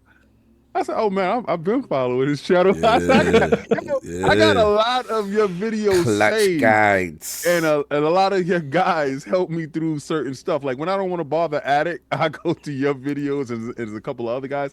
But I was like, yo, I've been following them. And I was like, yeah, I do like his stuff. And to hear you talk about how they was telling you your earlier stuff, your walkthroughs wasn't really walkthroughs, I'm glad that they helped you correct it, because now, like you said, you removed the fluff. And that's what I took away from your videos. I'm like, all right, he takes away the whole fluff. He gets straight to the point. So that way you're not putting his video on to go to sleep like Diablo, right? Oh, dear. You're putting this video on actually to get some information. And I want to thank you for helping me beat a couple of the bosses that I didn't even have to bother Addict with. And I know it was you because your joint is pinned on my YouTube. yeah, what's funny is when he fought Radia, I probably butchered the name. She's the chick that had 2 phases. I remember I went around the whole time that I was summoned. I wasn't helping him. I was just cheering him on with the emotes. And then after it was done, I was like, I just kind of made it harder for you, right? I went in there, because I'm pretty sure it buffs everyone if you do co-op. And I was like, and I didn't do nothing. I just watched you do stuff. So. Yeah, that's why I don't ever summon him no more. But I'll summon your video and leave him over there. No doubt. Lord Cowboy, get that volleyball on. Always a pleasure. We will make this happen again when schedules align a little better, but I appreciate you taking the time, brother. Enjoy your Sunday. Go get them, and we will talk soon, man. Have a good one. Thanks for having me. You already know. Salute. No doubt. So, excuse me, gents. I do got to pay the bills, so I might have to have y'all mute your mics, because the bills need to be paid. No doubt. Mike's muting, and it's got some health is wealth love, man. It's a little health as well. Iron Lord Podcast and the Health is Wealth Initiative is brought to you by Timeline. Timeline, a life science company and global leader in urolithin A, with 10 years of scientific research to bring this product to market. First heard about Timeline's Mitopure is the first product to offer the precise dose of urolithin A, which is a powerful postbiotic to upgrade your body's mitochondrial function. Mitochondria is extremely important as our cells' power generators and are a key influence in how we age. However, as years pass, mitochondrial efficiency naturally declines, representing a large gap in the quality of life we can expect in our latest year. Taking 2 soft gels a day of Mitopure, and I could already see a significant improvement in my cellular energy, muscle strength, and endurance, as well as hydrated skin health with Timeline's Mitopure Day Cream. Mitopure is the #1 doctor-recommended and only clinically tested urolithin A supplement that is NSF and Clean Label Project certified. As a Lord who values a long, healthy lifespan, the gaming and fitness ninja needs to keep peak physical condition, consistency, and of course improve my real life HP as I move all around for these next generation games.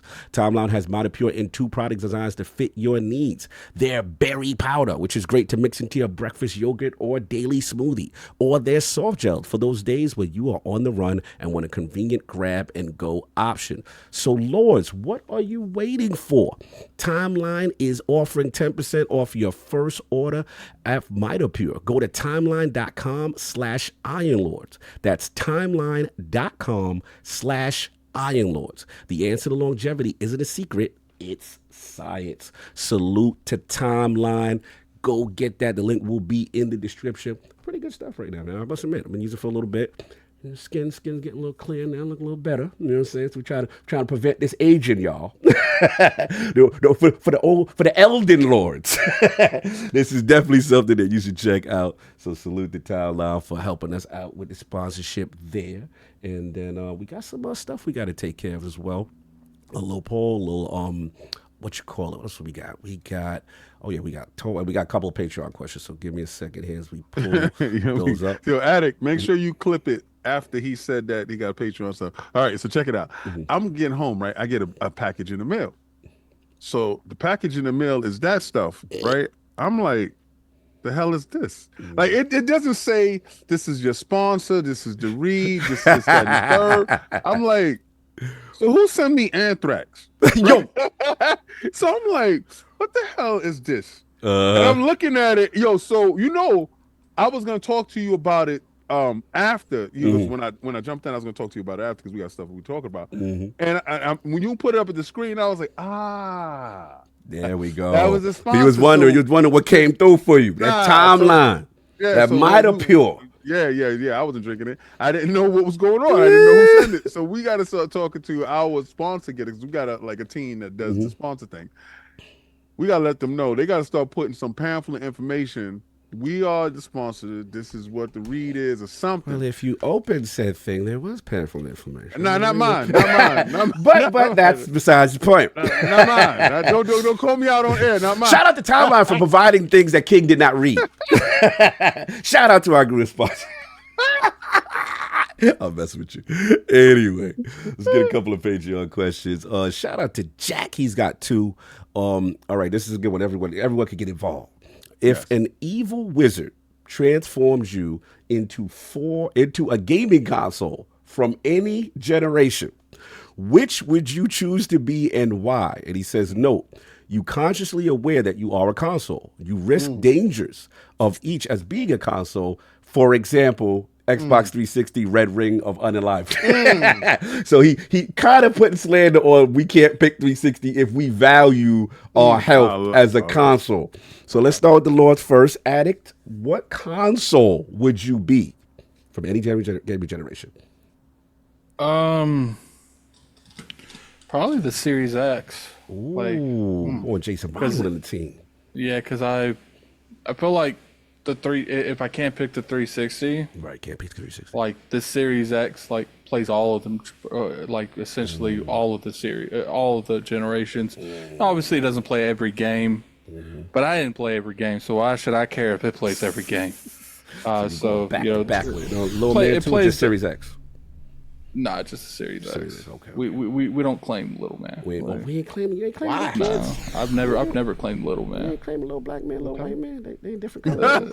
now you're making it into more than it is. Yeah, they got a black version too. We made it a little racial. Apologize.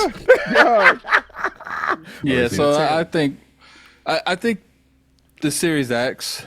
It just. I like the dynamic backgrounds. Like I have the Blue Dragon one on. It's just, to me, it would either be that or the original Xbox. I'm going to stay away from the Xbox One generation. I'm going to stay away from that. Xbox record that. We ain't doing Snap. Yeah, we ain't doing none of that. But the Series X, you could play the Xbox One games you have. You play 360 games you have. And plus, going back and reliving the Xbox generation.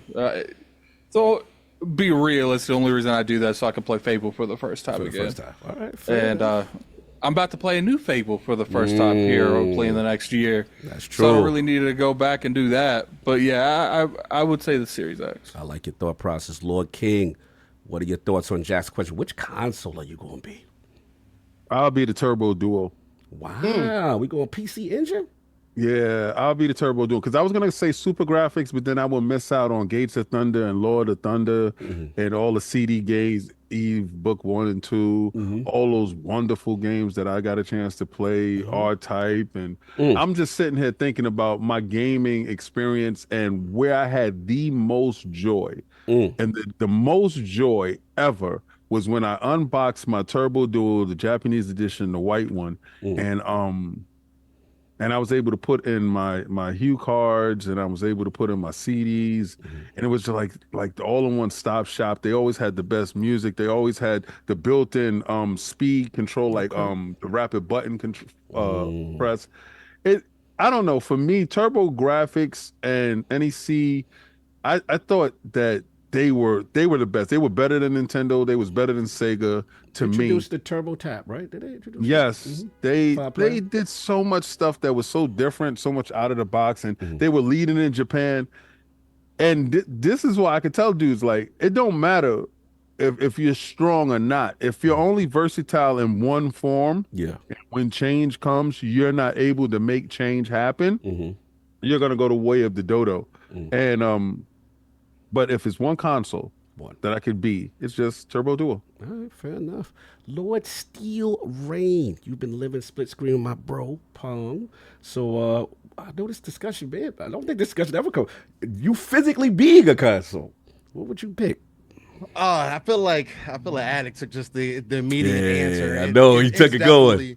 It's definitely going to be Series X, just mainly because of that backwards compatibility. I am a fan of that burger, fries, and shake. Halo Gears and Forza is really the roots of why I've been so versatile in so many other games. And of course, you could throw other consoles in there as well. Like I could go to because other than that, I was going to throw the PlayStation 2 in there, mainly just because of the versatility of that console as well. So you kind of see the theme there.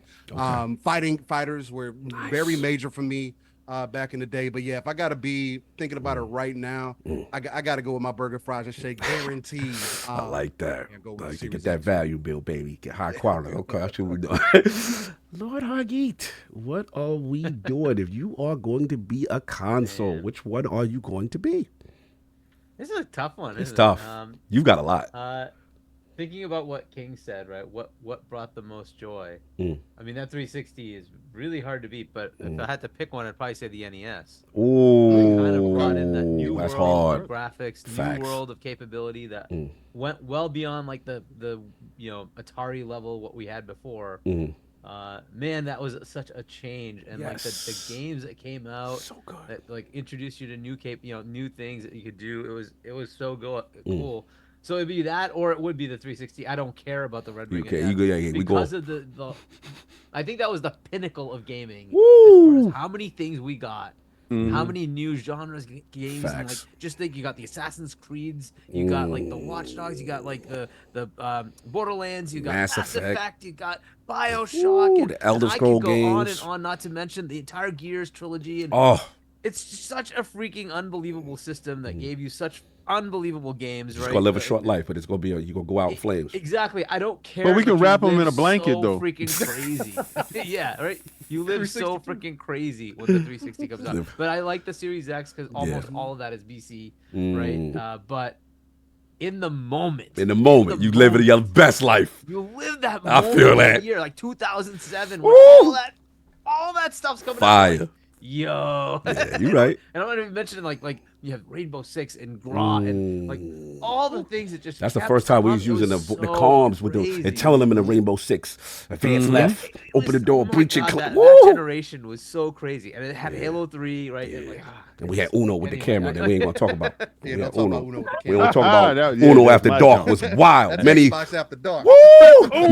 many a kid was grown up. That's right, walking the wrong room. Ooh, somebody turned their camera on. Ooh. What up, love? One versus 100. Remember that? So many games, man. There's so many classics, crazy franchises that started. Like it's such a good console. Sinister. What you know about that Uno? I see you in the chat. You better stop. Anyway, you got a wife, sir. What I was gonna say. That's how he met her. Shout out to Uno, bringing people together. No doubt. This is a tough one because y'all stole the good ones already. You know, obviously Addict. He had Series X if you want to be intelligent about it and have everything. If you want to live your best life 360 and all that. You know what I'm saying? Like I said, I'm gonna switch it up though, just to be different. I'm gonna go Genesis. I'm gonna go longevity. I'm gonna go the fact that, again, as a sports guy, I remember seeing like simulation style games, like the EA joints with the yellow tab. You know what I'm saying? The Lakers versus Celtics and the Madden really took off, bro. Madden, you know, I was that guy that I got into those games because of like EA Sports. So the sports stuff that I had, my RPGs, the Phantasy Star 2s, and of course I'm the Gaming Ninja, Revenge of Shinobi, and all that stuff. And just the longevity and all the different iterations where you had the Nomad, you had the additional thing. And that was a pretty stable system. Everything was like, I don't ever remember like my Genesis is messing up. If I don't, like, it was a pretty durable thing. And we was big in Europe, you know what I'm saying? Shout out to the Mega Drive. Brazil. Oh, we was huge, but yeah, I gotta go. We still huge in Brazil. Yeah. Oh, somebody said Live 95. Oh, you taking it back, bro. What you know about if you love sports, you knew Genesis had it. Because I remember those ports weren't as good on the Super Nintendo. I don't know if it was an engine thing. Sports Talk, Joe Montana. Then we had Mortal Kombat with the blood. Yeah. Son, Mortal Kombat with the blood was kind of great. We was outside. Brazil was bad. I heard Silva says Brazil in the building. Salute. Brazil is launching the Neptune this year. Yeah. So salute to that. So we got that. All right. So we got next question from Jack. After seeing the leaked designs of the Xbox Keystone from Windows Central Jazz, what are your thoughts on the design and the strategy to abandon it? Did anyone see the leaks from Jazz and the stuff like that? So, all right, King, like you saw it, so jump in. Yeah, I did the video. yes. Yeah. All right, so what? Keystone died so the Fire Stick could fly. That's it. Why put out something that costs more, that is bigger, that is bulkier, that you got to sell? Nah, if I got a dude already on the block pitching, he already got his storefront, everything's working. All I got to do is just go give him some work. He got the blocks locked down. Just give him the work. You already got the custies. You good. Like your block is sold up. Why should I go over there, put out and pitch across the street in front of you? No. Oh, like you already got the connect. Very so aggressive. What I'm going to do, I'm going to go over there. I'm going to hit you with the work, let you take 30 off the top. Me good. Bring me my 70. Make sure count right on Friday. Or, the situation's going to go down left. But you already got the block. Amazon is the leader in delivering everything. You know what else they can deliver? Controllers. You know what Microsoft sells? Controllers. You know what's gonna happen? It's $40 to get it. Ain't nobody beating crackhead prices. And you know who he's looking at? You crackheads. You the PlayStation 4s that didn't hop over. We at your door beating it down. Pause. Let us in. Not by the hair of my chinny chin chin. We're gonna puff. We're gonna blow this house in. You know why? Because we know that you're frugal and your money is short. So we at the door like, let us in, B. $40. Well, let them in. You already got an Amazon stick. There's no excuse. That's right. We already here. The app is just gonna pop up on your joint. You're going to plug your Amazon stick in, and we're going to show up like, what's up, man? What's up? What's going on? You are ridiculous. Can I interest you in a little Xbox today? Anyway, moving along. I know Addict Man stepped away for a little bit. So let's get Steel, man. Where you at with the whole Keystone and design, if you saw it, and the strategy to abandon it? I did see it. And the strategy to abandon it, it just goes with their future plan. I think what Microsoft and Xbox weren't expecting, and again, they said they would do this, but I don't think that they were expecting certain players to play nice with them. Right. And Amazon being willing to play nice with being a leader with AWS and Microsoft being their main competitor as far as cloud goes. It is very telling that even Amazon is not worried about the exclusivity, quote unquote, or blocking things off or trying to limit people from accessing things. That is something that I wouldn't have even expected. I thought maybe Amazon would have maybe pushed back against that at first, but it just goes to show that Microsoft is being very true to their word. The vision is this digital future that everybody is seeing. And again, like King was saying, why create our own if my partners are going to allow me to partner with them? At that point, it just makes it null and void for me to spend that money. We can make money together. There seems to be a lot more people coming out here recently, especially big heads, talking, making this conversation, especially the ex-head of Sony, the ex-head of Sony coming out and saying, hey, man, maybe we should make one box and just deliver games on that one box. That. Really? Why would you say that now? Because things are more expensive? Because what are you trying to do? Is there a pipeline that you're trying to fix? What is happening behind the scenes that we don't see that is throwing things into question? So let me just jump on that real quick because let me just jump on that. No, we don't get a chance to say, hold up, stop the fight now that you're about to get knocked out. No. After you get knocked out, we can talk about what you want to do in a rematch. But right now, today, you're going to get knocked out first. It ain't let's have one boxing rule at all. Yeah. is us. And then after you finish, you become an app. Then we can have the conversation. No, you ain't want to do that before when y'all was doing slimy practices. Remember? Nah, not now. Stay out of grown people business. That's Phil and Sean Lane business. Stay out of their business. I see you keep jumping. You inserting yourself into some beef. Pause.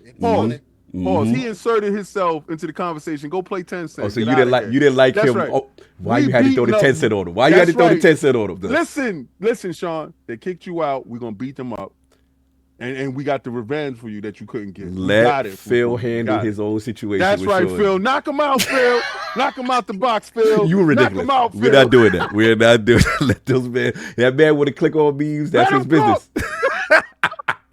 That's a game. Anyway, Lord Hargeet. Your thoughts on he messy. So I don't know if you were done, Steel Rain, or you also. No, you're good. Yeah, you're good. Yeah. So like, the Keystone was something that they couldn't really get to the price point they wanted to get to, right? And I think the right answer is where you already have an install base, do it, right? Yes. And if look, we might play this console war thing and think that there's nefarious, negatives between all these companies. Amazon is a massive customer for Microsoft. You don't think AWS runs Windows? Yes, it does. SQL? Yes, it does. It is a massive customer of Microsoft. So they have a massive partnership, right? This is not something that they would, and they obviously sell Xboxes. They sell, so they are a big customer. They're a massive retailer with a huge reach across the planet, right? You don't, if you have any opportunity to take advantage of that, you absolutely do that, right? And I think Phil and team saw it, right? They say, all right, if I want to like go and create my own, I have the uphill battle of acquiring that market. Why do that when somebody else has acquired it, right? There's, it's one thing to say I have an Xbox to compete with a PlayStation or a Nintendo. This is not a competitive thing they need to do. They can just say, hey, this is an area we want to get into. You guys are here. Let's just do it. They did it with Samsung. They're not saying we're going to invent a TV. Like, no. You guys have that. We're just going to help you get to the point where you can play our games. We just want to take away the barrier, right? Yes. That's what they're trying to do. 100% the right move is to say, this is already out there. How do I get onto that box that's already out there? Yes. More interestingly to me is a lot of people use Apple TV. Will they make that move? That's going to be the key. Because there's no reason not to, right? They should absolutely do that. That's the harder fight. To Apple to come to that table and say, let's do it, right? Or if litigation forces their hand and make them have to come to the table. I hope so. It's a fair thing, right? But like, so this is where I look at things, right? Like there's this big thing with the EU and pushing the Apple side to say you have to allow other stores and Google to do the same. And everybody thinks, hey, Microsoft's going to get in there. My first gut instinct is, why isn't Apple's store going on to Google and Google's store going on to Apple? Because that's just an obvious thing to do because you just make money. There's no reason not to do it, right? So who cares? You're just going to get your app sales and put it on whoever's platform. It doesn't matter. It's money in your pocket, right? That's what they need to look at. And when you're just a company who's trying to get returns and put them into shareholders, buckets, you look for ways to make money. And digital sales, it's an easy win. It doesn't do any. People want your iPhone, they'll buy it anyway. People want your Android, they're gonna buy it anyway. If your store's there and they can take their content with them, they will be happy to do it. That is the better path, and you just make money, right? So I think that's an obvious thing. This is the same thing I see for Xbox. Why not put it wherever? It doesn't matter. Put it where as they're long at. as it doesn't kill your console, right? As long as your platform keeps going, what's the issue? And look, Well, I mean, think there's a the lot of other side emotionality, recognizes- though. You're talking business, and it sounds like common sense, but there's a lot of emotionality behind this. Well, People. to that point though, Cog, and I don't mean to interrupt Hargeet as well, but whose fault is it if these other companies allow this to happen? If it's really competition, let's just say, as an example, Here we go. PlayStation. If PlayStation ever allowed, and they've already allowed Xbox games to be in their ecosystem, I think that's the first jab in the stomach, though. If you really pride your base that much, why did PlayStation allow these games to come over if it's really about competition? So the counterpoint was saying that why was Xbox excluded from the Alloy situation with the Lego? They still That's That's their own stupidity. That's their own stupidity. They really should bring that over. I'd be like, just to be honest, why not? Sony If you're putting it on spending Switch, what's the issue of not putting it on Xbox? It's a better way to actually get people interested in the genre. You know what that did, Why not? Hargeet? all I did was just highlight what your insecurities are. Yep. You understand? Like, okay, so you could tell your girl she could talk to everybody in the club but that dude. Right? Yep. Yeah. You could talk to everybody in the club. You could talk to PC. You could even go out with Nintendo, but you stay the hell away from that dude with the rope chain With the over there with the skates. The guy Stay shot a away little from too that- much. That hold the line, dude. You stay away. And you know what you're gonna do? You're gonna make your girl curious about that hold the line guy. Why can't I talk to him? Why can't you stupid? Yeah, because he got that Shinga Shabab. And what's You gonna ridiculous. happen is your fan base is gonna come over here and stay. We love you, boo boo. We know that you like our games. You know, so we got the evidence. We got the tangible Yeah, evidence that that's Sea of it. Thieves. Sea of Thieves. You like that? You like that slave dance? What? Stop it. I don't really understand though. The person they're saying don't go talk to them is the one that owns the platform they're already on, PC, right? Tell So the it doesn't truth, really shame the matter, right? They're already Yeah. there, and you've been saying this, King, and it's just blatant. Like Microsoft is Microsoft, Windows is Microsoft, right? Xbox makes the freaking gaming engine of Already Windows. started. It is what it is. They are the same bloody thing. The Xbox runs Windows. It is what it is. That's where they are. So you're putting your games on Windows. Don't expect that ecosystem doesn't suddenly merge in and suddenly you can play those Windows games on freaking Xbox because there's nothing stopping that except the will to do it. So they can absolutely do it, right? So putting that aside, Yes. like I think they are seeing it as well that Yeah. they need to break down the barriers on the PlayStation side. Yeah. That's why they are starting to. What they haven't done is they haven't had the leaks and the rumors of this doomsday thing that's gonna happen where all the games, whole slate are going over. They didn't have all that they have to answer to, right? Where PlayStation is just doing it. They're not telling you they're doing it. They're just doing it.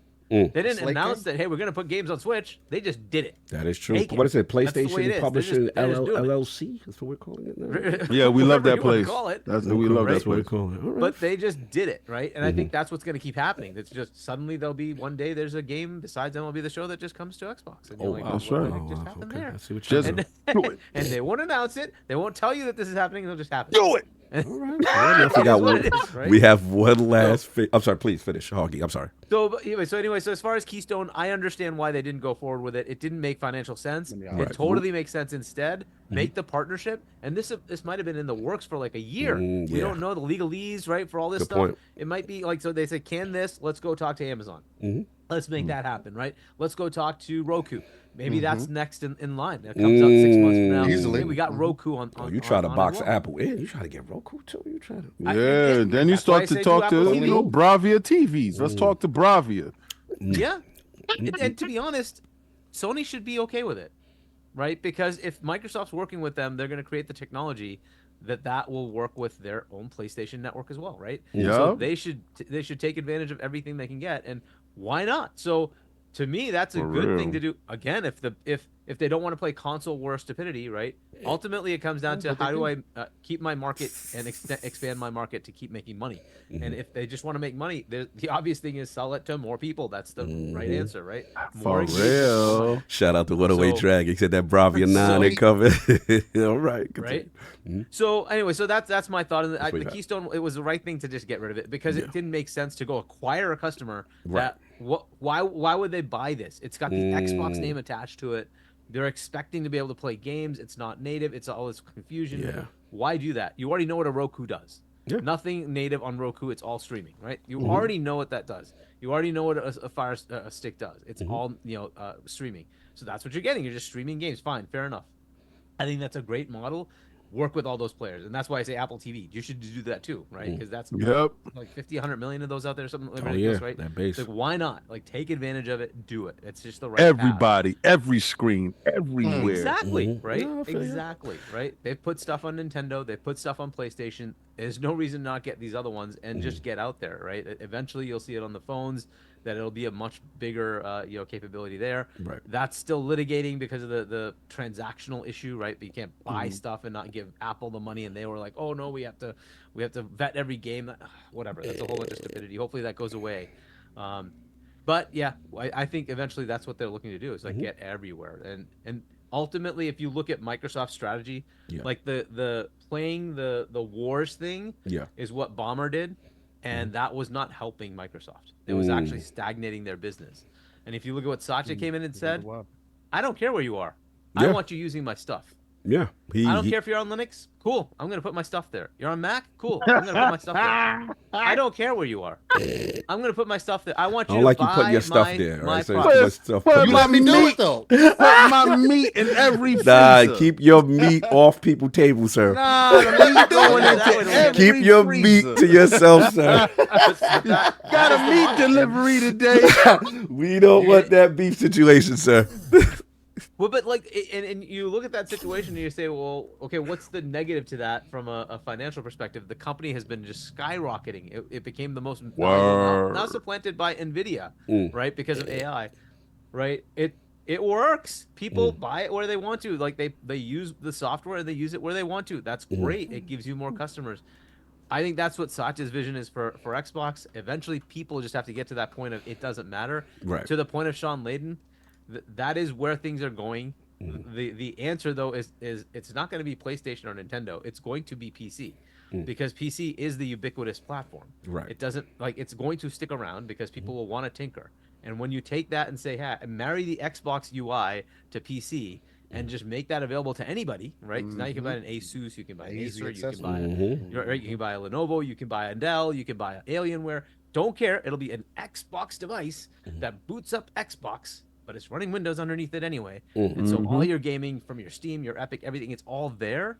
That is going to be the end device because then your developer makes one SKU for Windows. That's it. They just make one SKU for Windows. They can decide which store they want to put it on, and that would define the achievements and all that stuff that happen. But it's one SKU. You have one SKU, you're putting it on Windows. That's it. Now that's much better for the developer, much better for the consumer. I can play my game wherever the heck I am. It doesn't matter if I take my ROG Ally with me. It's the same freaking game, same save. It's all the same. It doesn't matter where I go, right? I just log in and I'm in, and I get all my stuff. It's there, right? The cross, platform issue goes away, right? All that's like cross save. It's all done because it's right. It's the same exact one, right? So, but that seems to be the long-term path to me. It could be that mobile wins. That's another potential option. Right. It could be mobile. Wins. And what are they launching next month, Hargeet? Their mobile store. Yep. Yep. So they're definitely set up for it. Anyways, long-winded answer. Keystone, great idea to get rid of it. There's no point. It was just not going to be a valuable thing. You already have the Series S. You make that the entry point that's a native console. Right. Everything else, just work with those partners who already have it out there. They already have the Get it infrastructure done. already in the user base. No, I agree. But not more for me to add. You guys kind of knocked it out the park. So, yep, I think that was correct. And then obviously they could never agree to a price point that was actually manageable. From my understanding, they couldn't get it down to that sweet spot of $100 or less or whatever. So it is what it is. One final Patreon question, Sean Mason. Dear Lords, as we've reached the midpoint of the year, I'm curious, which upcoming 2024 game with a confirmed release date, not year, but actual date, are you anticipating the most? Personally, I can't wait for Trails Through Daybreak, and fortunately, the wait won't be much longer. Best regards. So, which game with a confirmed release date? Not a lot, actually. There's a lot of them. We have release years, I feel, as opposed to dates. So, anybody with a date that you're the most anticipated for? Anybody? Flintlock. Flintlock? Okay. Yeah, a couple of the weeks. date? Yeah, it's on the 11th, July 11th. Flintlock.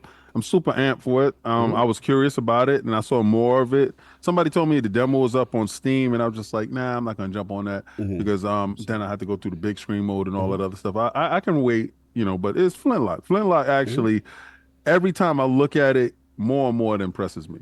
Okay, no doubt. Hargeet, anything with a date that you got excited for this year? Yeah, that's kind of the problem, right? That's the problem. The one that I'm most looking forward to is Indie, but that does not have a release date. Yep. It might be Zelda. It's a different take on Zelda, and it still looks like it'll be fun, right? So it might be Zelda. I think that'll be the one.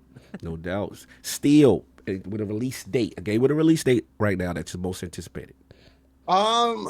So hopefully it doesn't have to be first party, but I'm gonna go with Gundam Breaker 4. Oh, Okay, that's what's up. Gundam Breaker 4. Gundam Breaker 3 was my reasoning for buying a PlayStation 4. It's an extremely slept-on game. I actually had to import it from Singapore to even get the English subtitled version of the game. Oh, wow. So the fact that it's even coming out to everywhere but Xbox, unfortunately, but it releases next month. I'm gonna be giving away 4 copies of it. But yeah, Gundam Breaker 4 is my top notch one that I'm excited for right now. No doubt.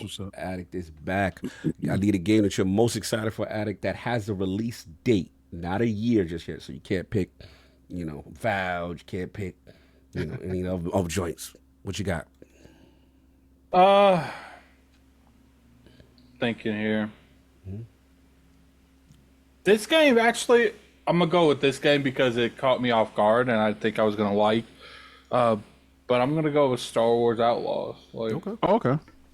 Because originally I didn't think I was going to like that game, but after I seen the extended gameplay and stuff that they sent us, I actually feel like that game's going to surprise people for some reason. Either that or that game that's not coming to Xbox Day and Date PlayStation. Black Myth. Who? No doubt. It's a myth on Xbox right now. Yo, that's the only myth that's going on there. Slander. Messy. I jump in. Man, he's just trying to get me riled up so I can go at him. No, I was just saying that. I don't care if you get riled up or not. You're lying. Tell the truth, shame the devil. Anyway, I'll jump in. I think mine was, since I can't pick what I want to pick, Shadows. Because I think Shadows got their release date, right? Yep. Assassin's Creed, they got the November 15th. Dragon Ball Sparking Zeroes one too. I forgot about that. Dragon Ball Sparking Zeroes. High on the list. Yes, give me a solid. I just got to get something, delivery.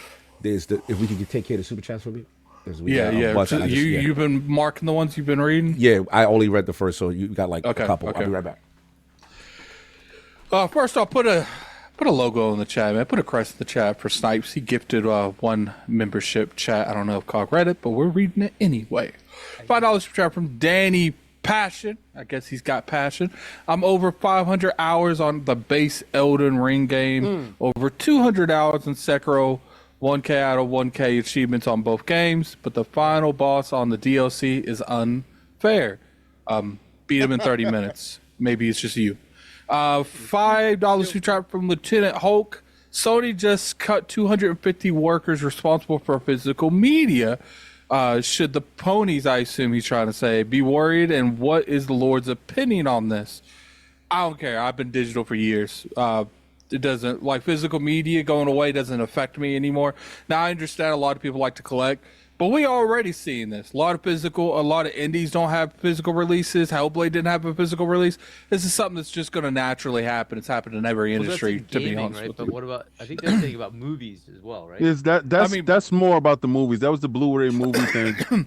But what do you think games are on? Blu-rays? No, the discs that we get now are dummy discs. Those don't really have a game on the disc. They have partials of the game. Yeah, you're right. So actually, dude, that's a facade for us, right? But for the movie industry, they really need those movie discs. So the fact that they're closing that stuff down lets you know where we're going as far as a medium as movies go. But I think it was more of a movie thing opposed to the console thing. I think the next console is going to be discless.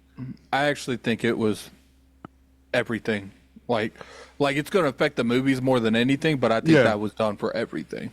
Yeah, encompass everything. Got a member chat from Adidas. He's been a member for a year. Adidas 20. Yeah, salute, yo, King. I won't be messy. Okay, well, don't be messy. Thank you. Be as messy as you like, sir. We got two $2 super chats from Jazz. One, he said, in y'all's opinion, is streaming there yet? In my opinion, no. Then he said, better off buying the knockoff GS5. I don't know what that is. Do you guys know what that is? It's the PS5. That's not a PS5. Yeah. Okay. It's from Team. We got a $5 from Spartan Wolf 917. That's funny. What's up, Lords? Will the next generation of gaming be all digital? Also, why did Sony buy physical media outlets only to discontinue production? Some parts of the world, physical is necessary. I do believe that the next consoles is going to be all digital with a physical disc drive that you can purchase for those regions that need it. But other than that, they're going to do away with that because it's not necessary. So I don't think that they're going to be I think that the consoles next gen coming out the gate are going to be entirely digital, but I do think that both companies are going to practice the thing that PlayStation is doing this generation, where you can buy the disc tray if you want to. Yeah. But I do think midway through next gen, that will get discontinued because no one's buying physical anymore. We got Well, a 5. The cool thing with that is that you do get to use your old games, right? I still have a whole bunch of old discs for like 360 gen, Xbox One gen, Xbox original gen, right? It's like that. Not being able to play that is kind of annoying. Granted, you could buy those games digitally; they're probably really cheap, right? But but it is like I have it. Yeah. So I like the idea of just give me the add-on choice. That's perfectly fine for those who want it. Like get the add-on choice. Then we got a $5 super from Legendary Yobi. Hashtag Please Love Life. Shout out to the brother man Still Rain. Hashtag Naked Gang. Naked Gang. What's this about, sir? What's this about, sir? Know what that's about. Oh, it's that midnight steel. For those in the chat, they might know. I get a little crazy after. Okay, that's that steel after dark. Yeah, exactly. Stay tuned for Still's OnlyFans. There we go. We get it popping. We get it popping. Put the link in the description. Is IGN saying Helldivers fell in because they lost 90% of players like they did Starfield? Single player game versus multiplayer game. I will, obviously I'm addict, so I got to go at the media anytime I have a chance to. Yeah, it is kind of interesting that, companies like to highlight a game like Starfield that would normally have a drop off because it's not a multiplayer experience and run ad campaigns on Twitter. But they'll probably make one article on Helldivers and never talk about it again. I'm just saying. You implying that there is inherent bias in the media? No, I'm not implying. I'm pointing. I'm sniffing. It's you. Hashtag Xbox tax is real. Y'all in here doing it. Y'all in here acting messy. Xbox tax is real. We got a $2 super chat from Sinister. Oh, Meme 1 minute from Red, English or Spanish. Yeah, that's some new trend going on right now in like the shorts community, like TikTok and shorts, where they'll go in a situation and say English or Spanish. Really? It's kind of funny. We got a $2 super chat from Hollywood Rules. Most fun, most joy, Sega Genesis, no question. Can't do this on Nintendo.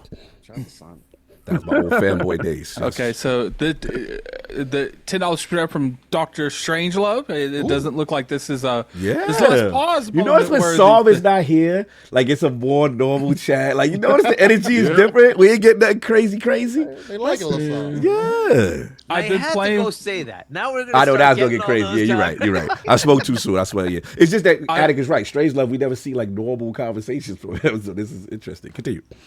I've been playing because they want to hear his voice say it. That's what it is. Yeah, they want that song. I've been playing Final Fantasy series from the beginning for the first time, and I can't decide if I should play OG Final Fantasy 7 and Final Fantasy 9 or wait for the Final Fantasy 9 remake. And I would, and then the final part of the Final Fantasy 7 trilogy.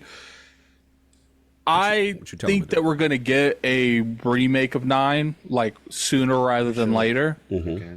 But I don't know when it's going to get announced. I don't know what platforms it's going to be on. Most likely everything, because that's the way it's going on at this point. I would say play the original Final Fantasy VII, and then play Remake and Rebirth, because they're not the same game. No matter what the chat wants to tell you, they're not the same game. That is true. Because Final Fantasy IX, from what I heard, is strictly just a 1-for-1.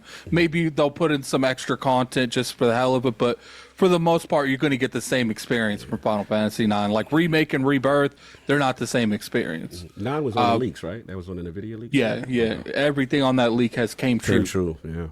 Yeah, well, you know what you should be playing is that Final Fantasy Tactics Remake when it comes out. We got a $5 switch from Chuckle. That's whatever. Thanks for answering my Patreon questions. You took my V card pause, Jack. QV card salute. Salute, Chuckle. Salute. We got $2 super chat from Glayfear. Happy Lord's Day.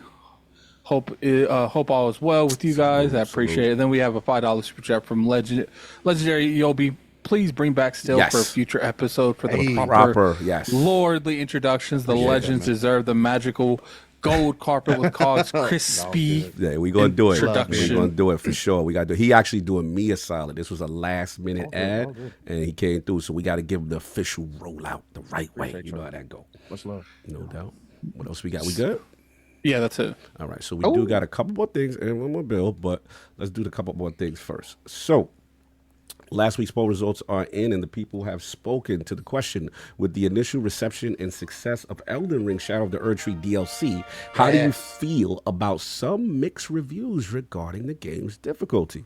The winner of the three-way ILP poll at 60% of the vote is From Software should retain their creative vision regarding the difficulty of the game group. In second place, at 21% of the vote, was From Software should take into account difficulty options to make Elden Ring more accessible. And in last place, still don't agree, it said 17%, I don't care. DLC should be considered Game of the Year. So still, what I like is I want them. I like the fact that From Software was able to catch its fan base off guard.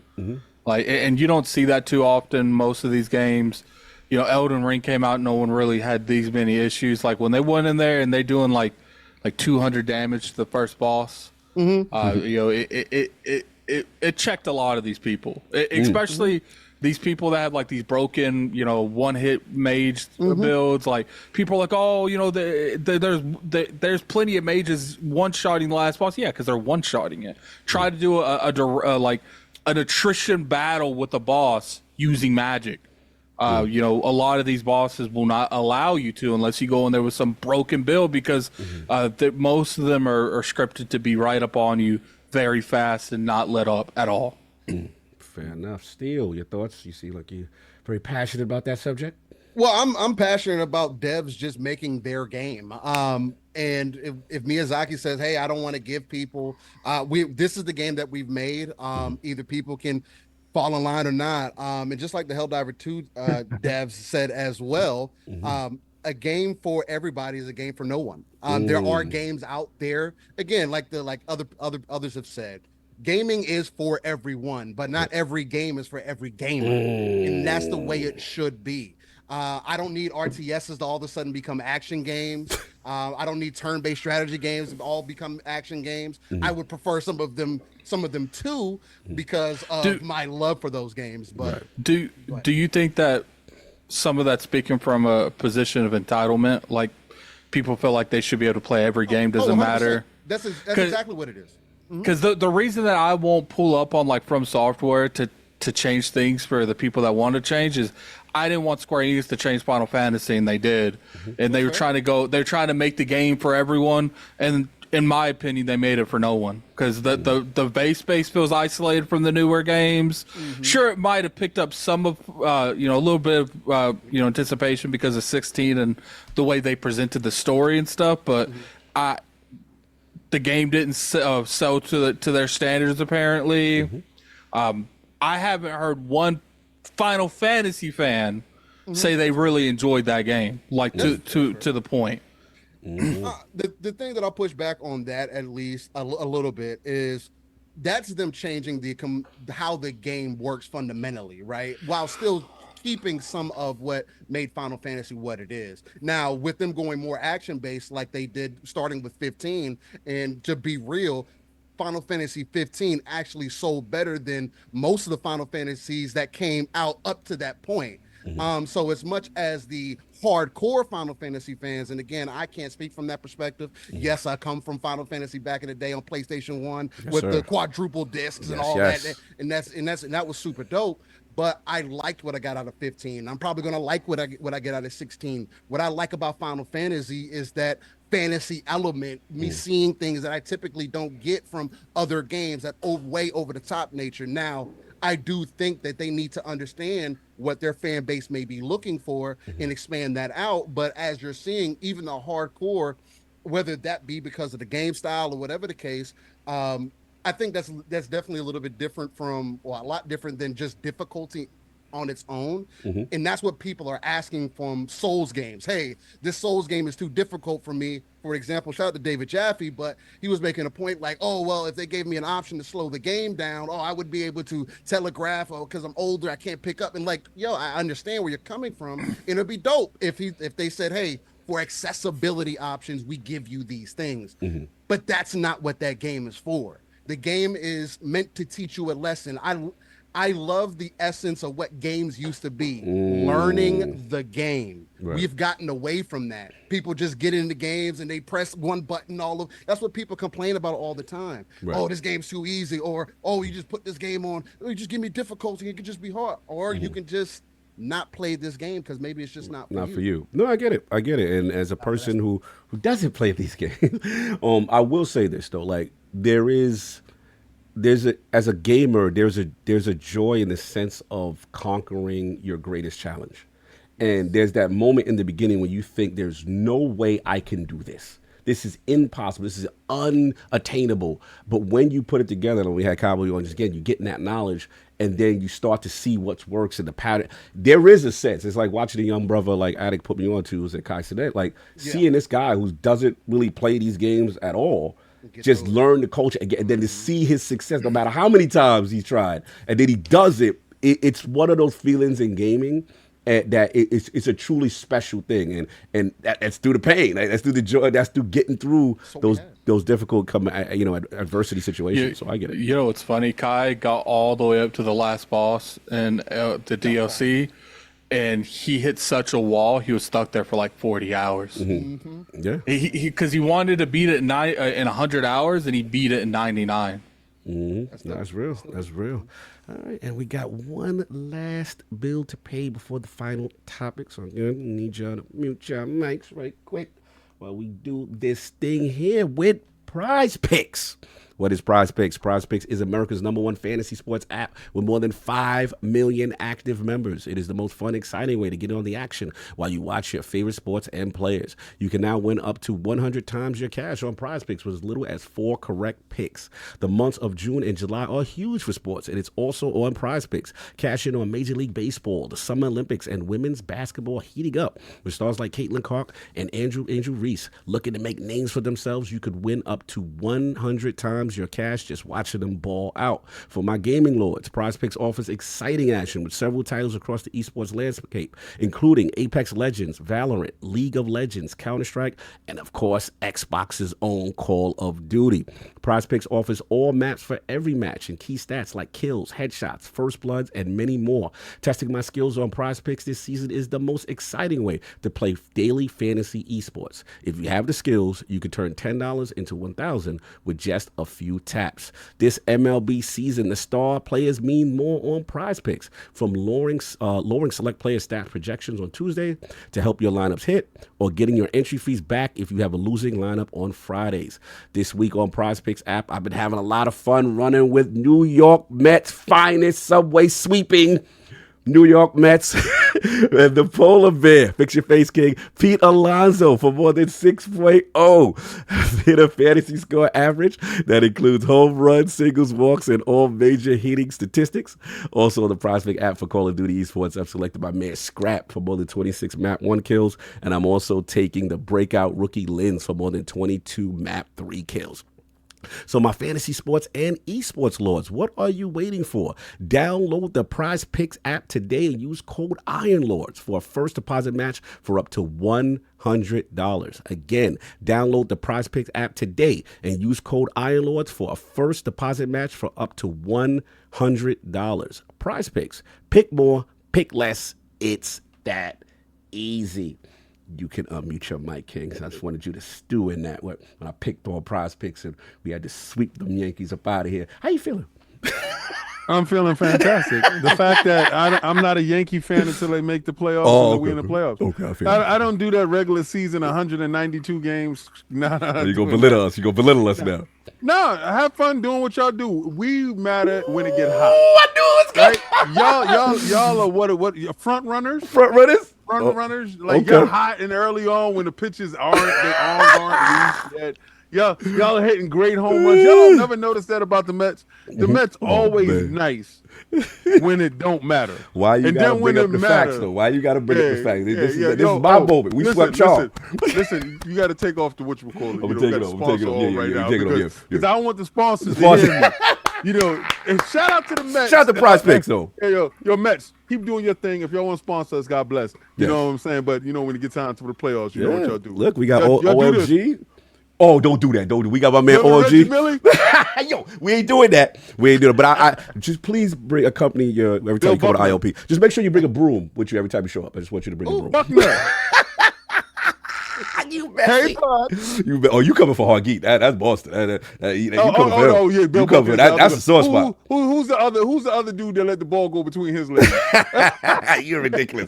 Y'all all look the same to me. God bless.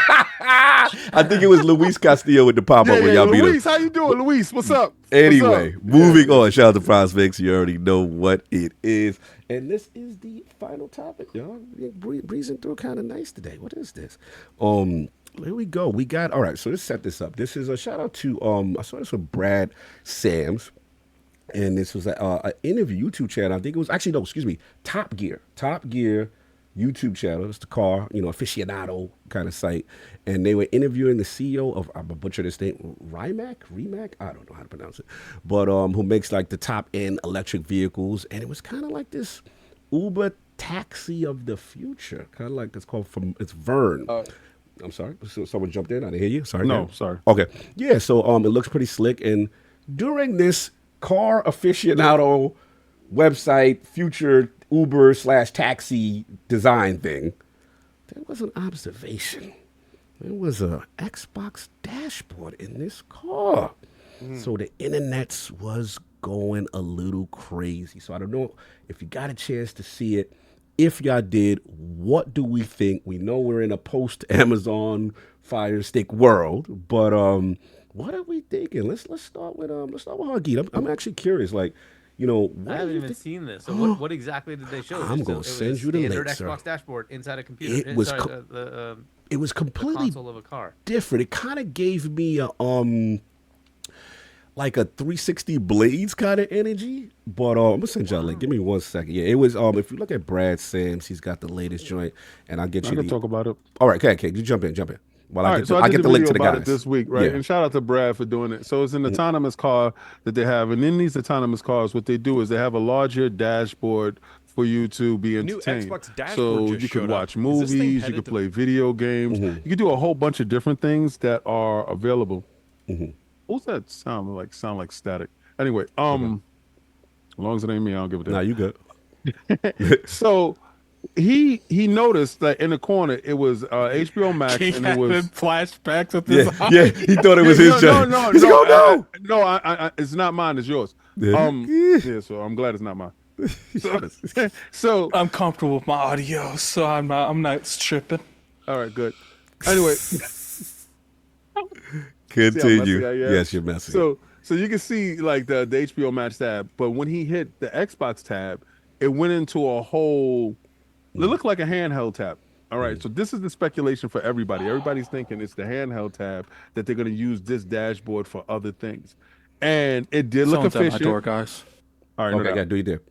It did look efficient. It did look functional. It did look more long than we thought, right? So it didn't look like a mock-up. Hargeet and Steel, I just sent it to y'all individually with the timestamp so you can check it out. So it didn't look like a mock-up.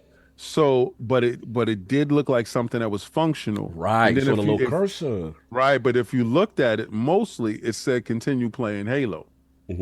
Right? So I'm of the mindset to believe that and you're not gonna have product placement like that just for a mock-up of that quality on this autonomous car. I believe that dash is gonna be used in the handheld device that's going forward. And yes, I do believe that we're going to an all digital future, because if you look at the ROG handheld, you look at the Steam Deck handheld, there is no physical media that goes inside of these devices, right? Same thing with a lot of PCs. PCs don't ship with disk drives anymore. I found it really weird when I brought a PC and realized that they didn't have one. Everything was downloadable. We are moving closer and closer to that physical-less future. And that dashboard exemplifies the smooth and ease of use of a digital world. So it gave me handheld vibes. It gave me Android vibes. Everybody's been looking more and more for Microsoft to have that Android dashboard when it came to the televisions and stuff. Because even on the Samsung television, the dashboard is different. Is this going to be the dashboard that they're going to use for the Fire Stick? We don't know what that's going to look like. Right. So this could be more of the Fire Stick's dashboard when we get a chance to see it.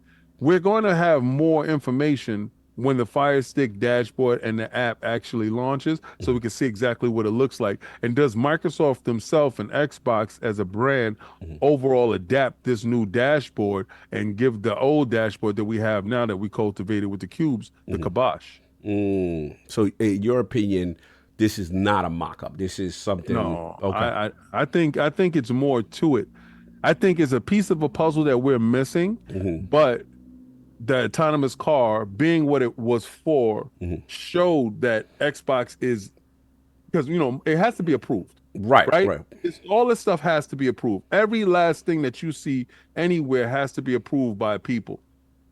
I think Xbox knew what they was marketing to, and leaving breadcrumbs for those people that wanted to go follow it. But do you think what is it, Remac, or what was making this Vern call? Do you think they jumped out a little too early? Probably so. Okay, or would you think this was kind of planned, like, hey, you could sneak this in there while you showing you're debuting this new future electric car / taxi of the future kind of thing? You know what gives it a greater buzz? That. All right, so we're talking about this, and everybody's gonna go click to this video about that car. And that car is going to get more hits because of the implementation of this dash on their car. So now you're going to sit there and say, well, autonomous car, when are they talking about dropping it? For those curious ones, those ones that are in the market for that, when is this going to happen? What more? You want to dig more into it. I think this little piece of putting this Xbox thing here made it a lot more interesting and have more clicks and views going in. So yes, I believe this was strategic, because if you put an HBO Max movie and they had the icon there, if you put a movie up, it's not going to resonate as much as this dashboard that is completely different from the native dashboard on an Xbox. Okay, no doubt. Lord Hargeet or Lord Steel, or whoever got a chance to briefly check it out. I know this is last minute I sent it to you guys. But what's your thoughts on this? Yeah, I think a lot of what King said is there, right? So it's strategic. It's cool to have it there, and it will create like some interest outside of just the car itself. And it gives the car more of an appeal as to what the passenger would do. Right? So that's kind of an interesting thing. And like, if it really is a simple, log into your account and you're in, just depending on how you do that login. Right, that's gonna be key. Yeah. You could then just bring your game with you. You just keep playing, right?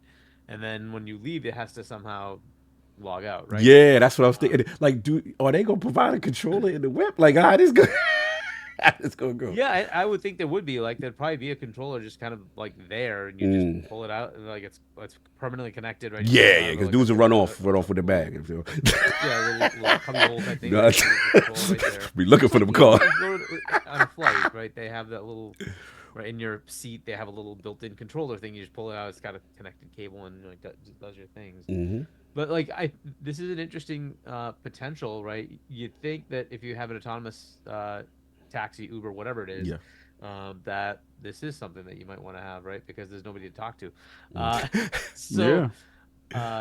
So it is kind of an interesting thing. It might be other stuff, right? You kind of borrow from the sort of plane ride type thing. The question of the ride length and how long you'd be in the car versus how worth it is, that all comes into play. But hey, it's at least a potential path forward of what you do in the car if it's autonomous.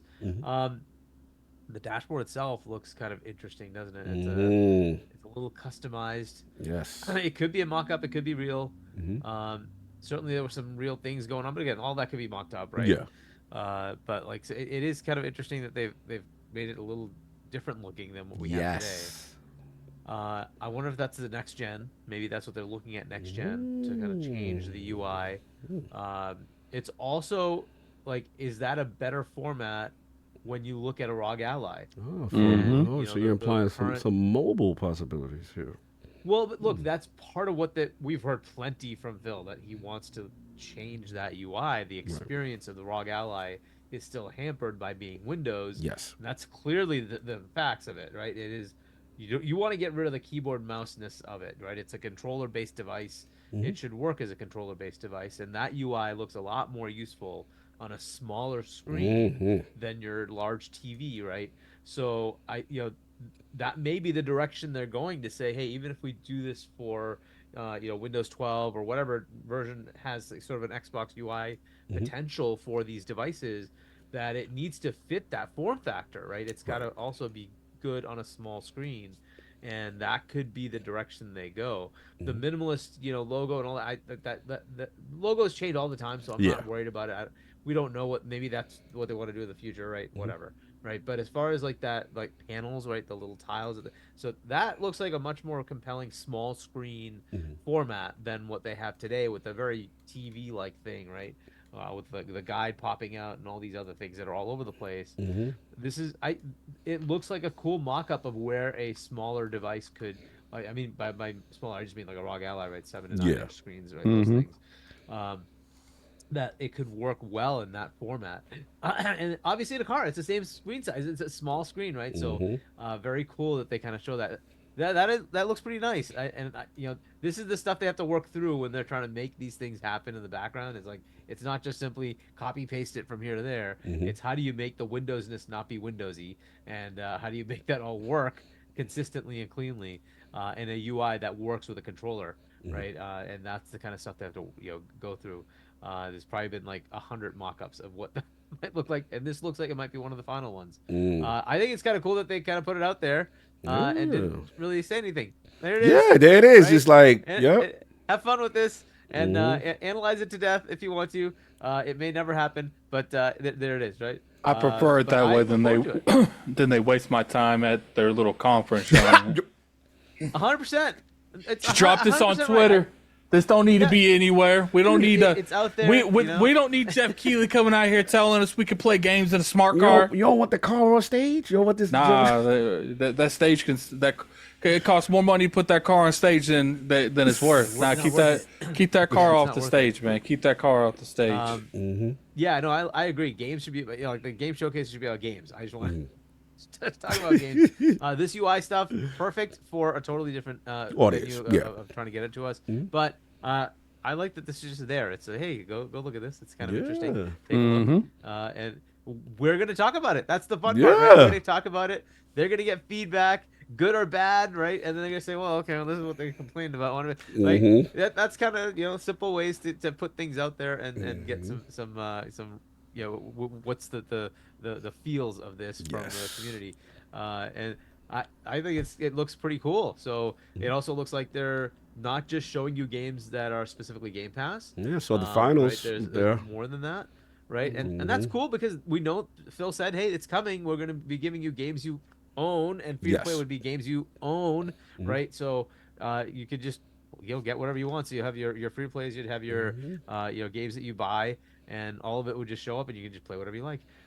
That is an interest, and by the way, that works with the Fire Stick as well, right? That expands that capability there, right? So if you want to buy something and play it, hey, why not? Why not? Right? So pretty cool. A car now does have internet capability. I guess these cars will definitely need internet, right? There's no way around it. It's hey, do you think they're gonna have that app in that PlayStation car? You're ridiculous. I'm just saying. Not really, because he's not wrong that should be the thing, right? If PlayStation has it to the point where PSN works, great. Maybe they do, maybe they don't. But I'll say this: when PS5 was coming out and Series X was coming out, I'm a Sony TV dude, and I'm looking for the next TV to upgrade to that has HDMI 2.1, and Sony didn't have it. They didn't have a TV ready to go. I'm like, you got to be kidding me. You have a console. You knew you were going to release it. You don't have a TV to go with it? I went to LG because guess what? LG does have a TV ready to go. Yeah. Sony did not. And that's just a sad state of affairs of where they are. So they're not talking to each other because that should never have happened. If you're launching, that's your best time to get people who are enthusiastic about it to go spend $8,000 on a TV too, right? Because they're the ones who are going to spend the money first, right? So you want to sell that big TV, you should have had something ready to go. You didn't have it ready to go. That's just stupid. That's just really stupid. So to King's point, I don't think they're going to have PSN ready. I think they should take this. If it's available, take it. Use it. right? I think they should do that, but I don't know if they will. They may have too much pride and say, no, we have to have PlayStation first. Well, good luck. Well, If we you haven't doing the already, battle good. of the animals? Come here, Bella. Come here, Bella. All right, all right. So They're trying to act like it's battle of the animals? Battle of the animals? Hold on. Get it, Who's Adam. the Get him, cutest? Wait a second. Come on, come on. What is going on? Battle of the expensive animals. Oh my The expensive, you're Come here. ridiculous. Come here, Frenchie. Brad Come jumped here. on my lap, and I guess it was. It was war. That's right. It was war. It's war here. It's war. Ah, war. You're ridiculous. right, Anyway, but yeah, I mean, cool stuff, man. This is cool stuff. I like yeah, it. no doubt. Attic, you got a chance to see that? I'm sorry. Oh, Attic, one last thing I was we gonna didn't get say. Steel, sorry. This could show up in an airplane. Yes, Personal screen. that's what I'm talking about. I feel Oh, they do that. They get down with JetBlue. It's over. Let's go. Let's go. Right, they give everybody internet, right? In JetBlue, right? You just get internet as part Yeah, of your that's ticket, that. right? I love JetBlue. There you go. Let's go. Interesting. So I'm sorry. Whoever wanted to jump in, Steel or Attic. Go ahead. Yeah. Alex looked like you wanted to say something. Yeah. Again, it's an amazing concept. Again, our internet infrastructure isn't to the point to be able to heavily rely on something like this. And I don't really think we're like anywhere close to doing it.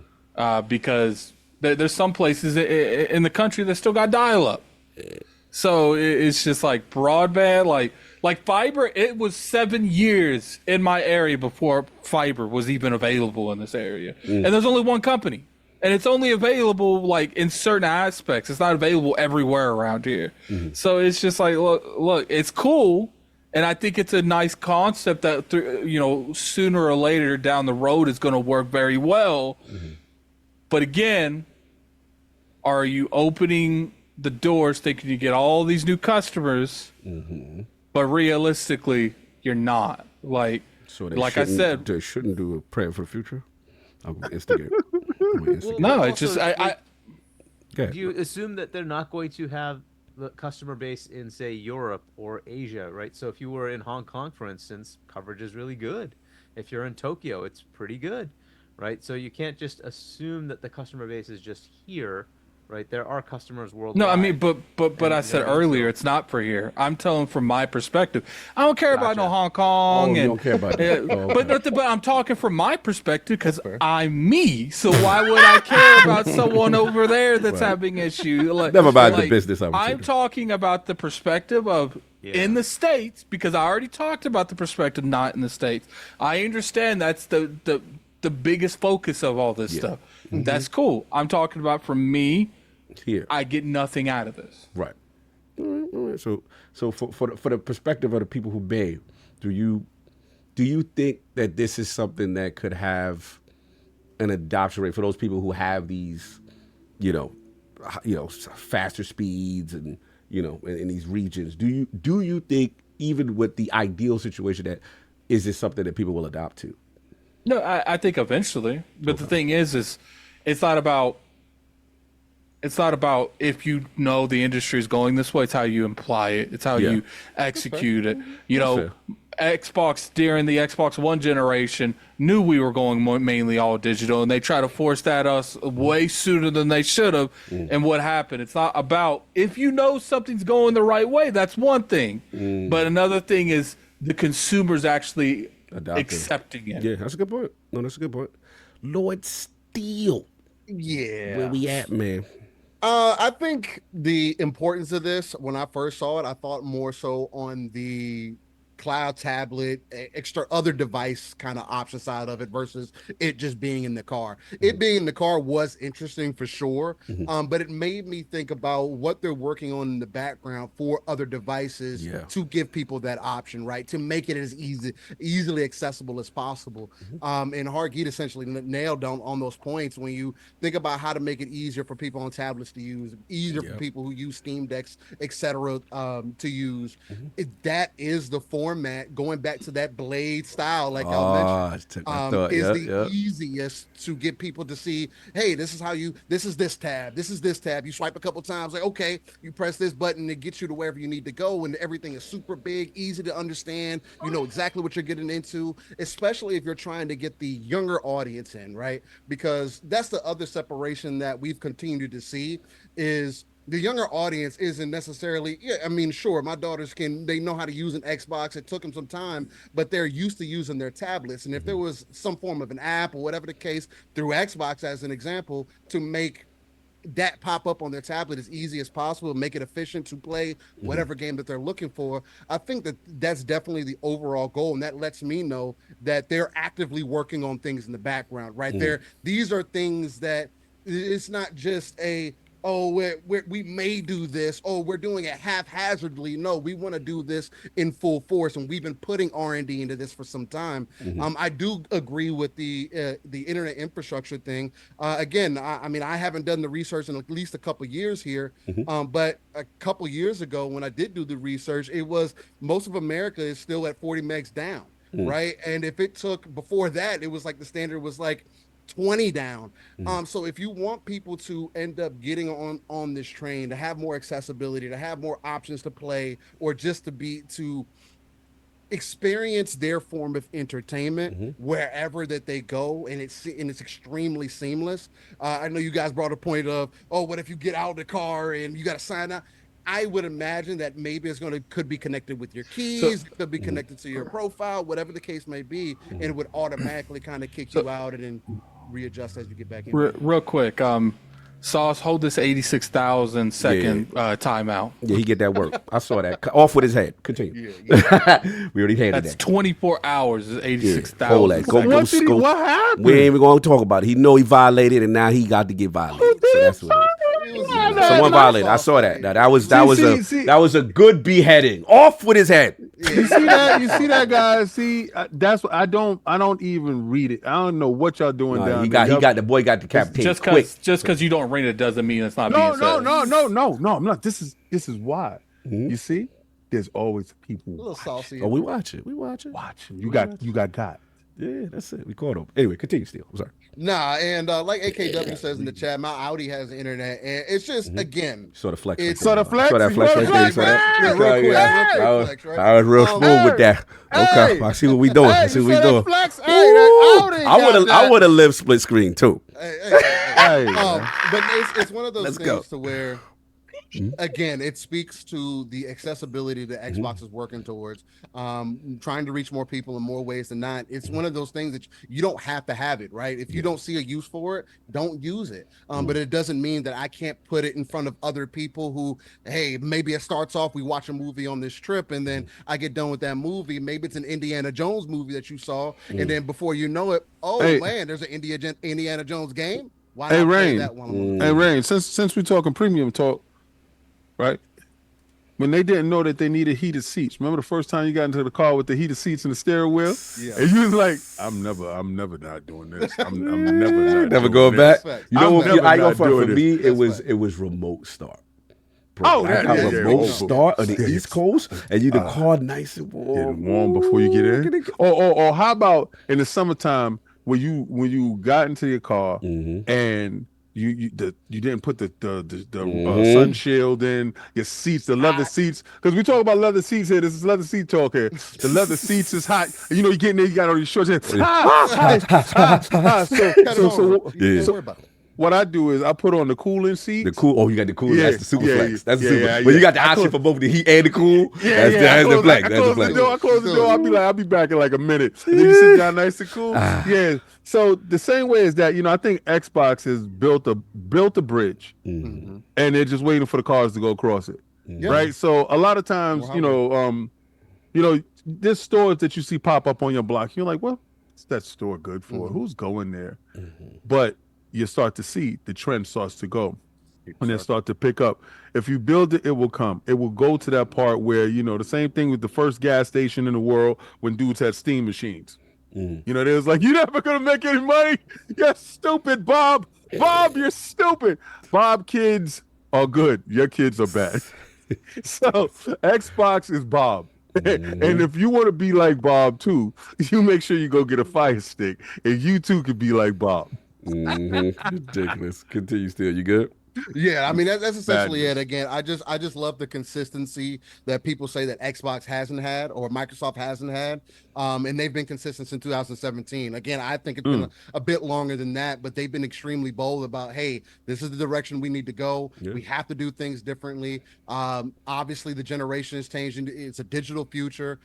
We have to think about things differently. And what makes this so iconic is nobody knows what the future truly holds. True. Ever since the PlayStation 2, you could kind of look forward and kind of see, man, you know, PlayStation 1 and Xbox did that. You know, you had the GameCube, you had Dreamcast, you had, you know, they kind of did this, and then they moved forward, and you got the hard drives, you got the network, you got the LAN in there, and then you could kind of see how things are going. Now, with everything being so ubiquitous, it's kind of, how do you move forward? And it just seems to be accessibility. So it's dope if it does end up being a good option. They continue to iterate on it.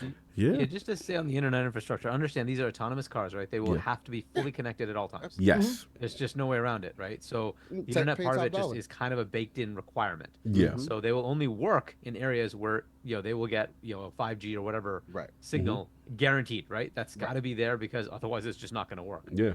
So that's what they're looking at. And this is the kind of fun thing you look at with Xbox, right? They're visionaries looking at new things. Where the heck can they go? How can they make themselves accessible anywhere, right? Do you see this coming from the other side?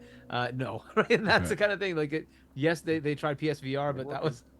Oh, we thought it slammed over. Okay, see, you were doing good. You were doing good. And then King Influence started. Here we go. Sony is investing in electric cars, so.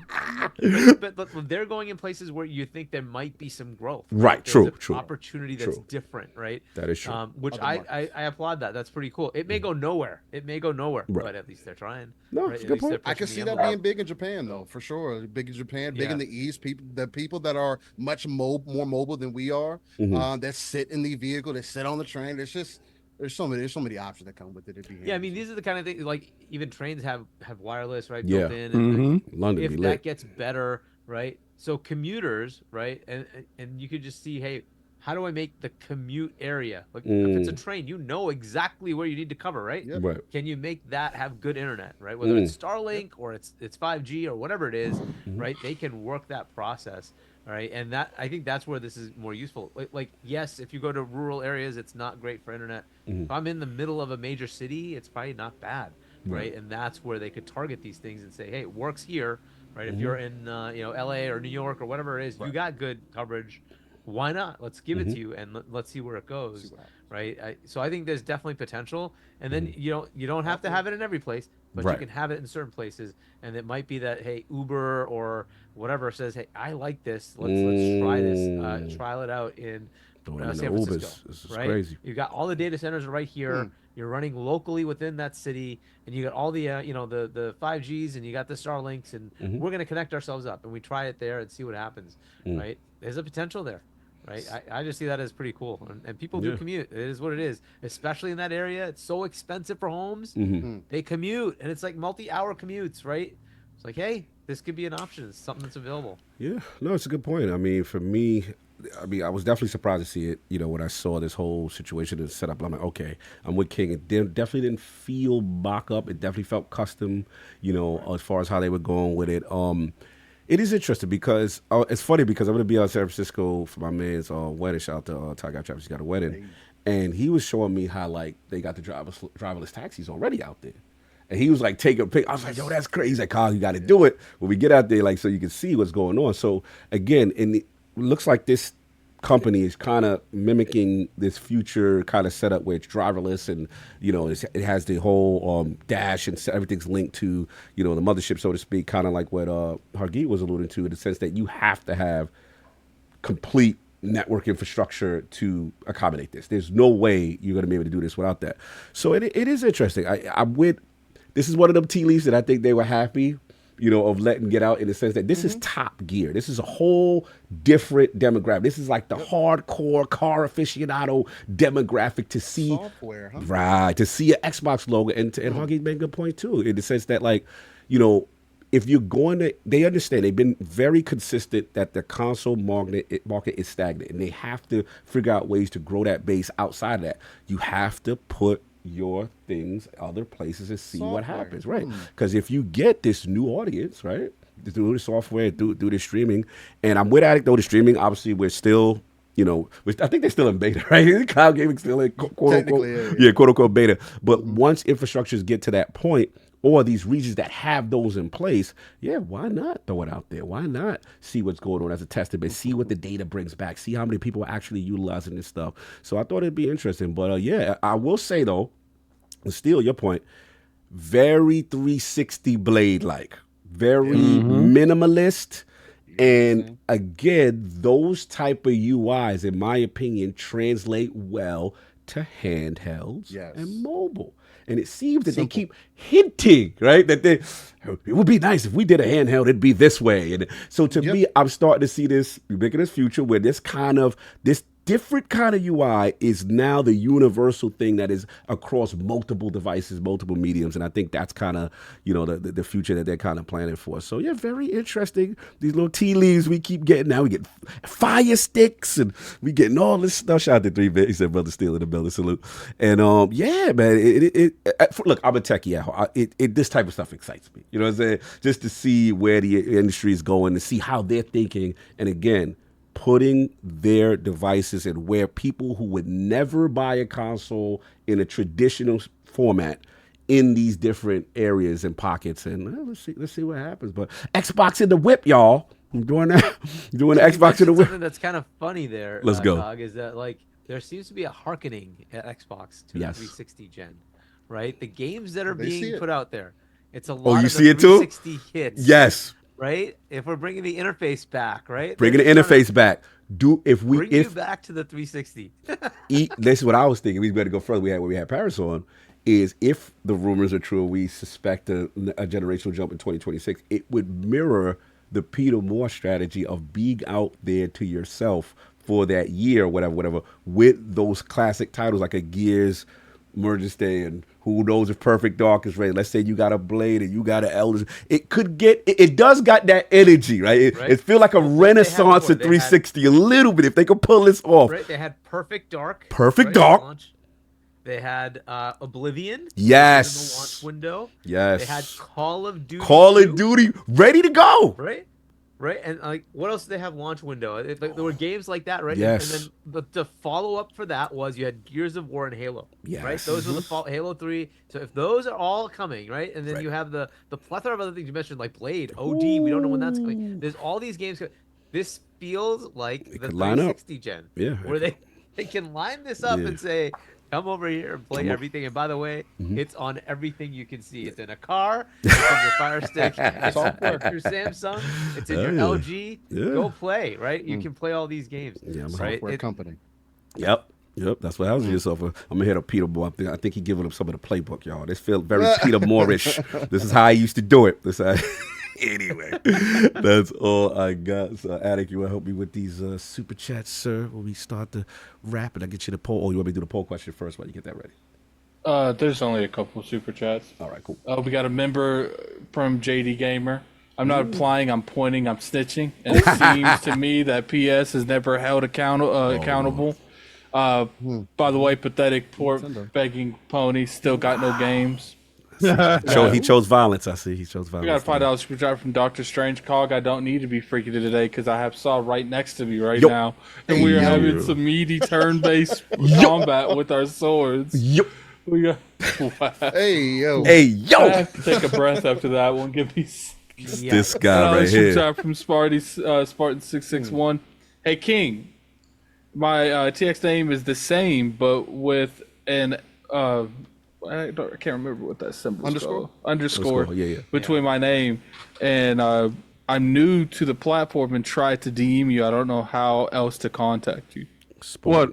He's got the TX name is this is Spartan661. He said, "Hey King, my T/X name is the same, but with an underscore between his name. I don't know if he tried to contact you on a specific platform. I don't know. Just hit me on Twitter, King David OTW. It's on everything. Just hit me on Twitter. Oh yeah, his Twitter X name is the same as what he said. Okay, I get it Okay. now. His Twitter X/X name is the same with an underscore between his name, number, and I'm number new to the All right, platform. so Trying then to what? DM you. All He right, so doesn't what know you could how to- do? Yeah. All right, what you do is at me in public. Yes. And just be like DM, Yeah. and then I'll add you, and then we'll talk in the background. In the background. Spawn 661 in the building. Salute. I think we are good there. Let's get this final poll question for the people.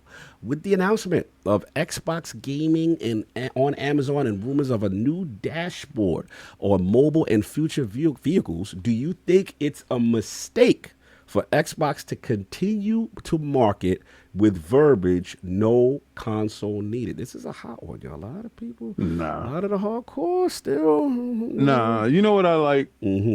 That they stop listening to these hardcore dudes. Because we noticed that these real dudes that be talking about that hardcore stuff, they ain't really hardcore when it came down to it. They crossed streets and they left and they did all type of stuff. So, and I'm looking at all the hardcore, all you dudes that was running out here talking, Xbox to the death for me. Soon as they ain't do what you wanted to do, F them. And you left. And I'm still here standing because I believed it. It was just like when I was growing up in the hood. I believed in the streets. Like I believed it. Like don't snitching, all that. The hood. I believed that. I was. You stick it to the code. That's what we do. You gang all the way. But you know what? You found that out too. We were sitting there when a comrade of ours was in a hospital in distress, and we about to fit in the go. We on go time. We on go time. Diddy had turned around and said something very stupid that made me and Cog look at each other and say, "This is completely fake. We're done here." And it happens. I remember all the that time. day. I remember that day. So Xbox, don't listen to these fake dudes. Oh my Lord. Do what you gonna do, and the real dude's gonna stand with you regardless. You understand? So they got to be followers though. They can't disagree. You know, you disagree with all you want. Sheep. Exactly. Listen, they can't be. Don't listen to them dudes. Those dudes. You know what it is. You know what it is. And this is. I'm gonna give you a little life gem real quick. All right. Here we go. Before the poll. Nobody doing better than you is ever gonna discourage you. It's always people that's not doing as good as you that's always going to discourage you. So you never listen to somebody that's not in your position. Don't ever listen to them. All right? So listen to those dudes that are doing better than you because that's where you want to be. They're never going to discourage you because they want you to continue to do the same stuff that these Nifnar dudes are doing because they know that you're going to lose that way. But when you switched it up, you was like, yo, that's my man Amazon. Huh? My man Amazon? What do you mean you're putting it in Fire Sticks? What do you mean it's in autonomous cars? What do you mean? That's not how we sell consoles. That's what's crazy. That's what's crazy about that because you're expecting a software company to want to quadruple down on hardware. The hardware is an option. They're always going to go back to software because that is who they are. Why wouldn't you should expect for the competition, Nintendo or PlayStation, to quadruple down on hardware, but that's not what we're seeing. Why was the PlayStation Portal not a PSP2? It's a hardware company. But you want more expect more. I don't know. That's just me. I mean, I get it. Let me play devil's advocate. So what about for the people that say, okay, if they adopt this strategy, right? Let me do the poll, then we finish this. All right? Because we went off. We got off. You got a poll that's out here that's controversial. Yeah, I did this purposely. This is controversial. So again, with the announcement of Xbox Gaming on Amazon, rumors of a new dashboard on mobile and future vehicles, do you think it's a mistake for Xbox to continue to market with verbiage, no console needed? The choices are A, yes. Xbox continues to devalue and self-sabotage its console sales. That is what a lot of the streets are saying. B, no, this is kind of what you guys say. Console market is finite. Xbox needs to continue to grow and expand to bigger markets, which seems to be the consensus of most of the panel. And C, I don't care. When can I get Xbox in the whip, though? That's what they want to know. That's what the real question is. That's what it is. So now, let us continue. The poll will be up later. So now, back to what I said. So the pushback I was going to say is, some people are like, yo, why are you wondering why you're 35% down last, fiscal quarter? Nobody ain't buying. You did it to yourself. You marketing no console, and then you giving your games over places. You know what I'm saying? So why should I buy Xbox? What do you say to those people who are very vehement? They're not backing down off this. Anybody can jump in. But didn't everybody have that problem? Even Nintendo is very much lower than last year, and PlayStation was low. They were all in the same range, right? So, but that was just an expectation, right? There was an expectation it was going to go down, and it did go down. So I don't know that that's specific to Xbox. Okay. Look, Xbox just had a stellar showcase. Yes. Of tons of stuff coming out. And what was the answer from the other two? Well, Nintendo had a pretty good showcase. Yes. But they have a lot more in the works. We know that. Why? Because they have a new console coming next year. Right. Right. So they're going to have an even more impressive one that's going to have all the new stuff that's going to be next gen.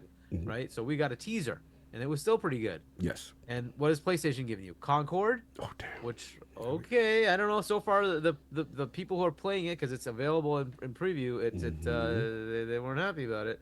And then you have Astro, which normally is a hardware launch thing, and they're announcing it without the hardware. Does that mean PS5 Pro has been canceled? I don't know. I don't know what the heck's going on. Expectations So should still come. what is the thing that drives you to PlayStation right now? You play third-party games? That's really it, isn't it? They don't really have much else to give you right now.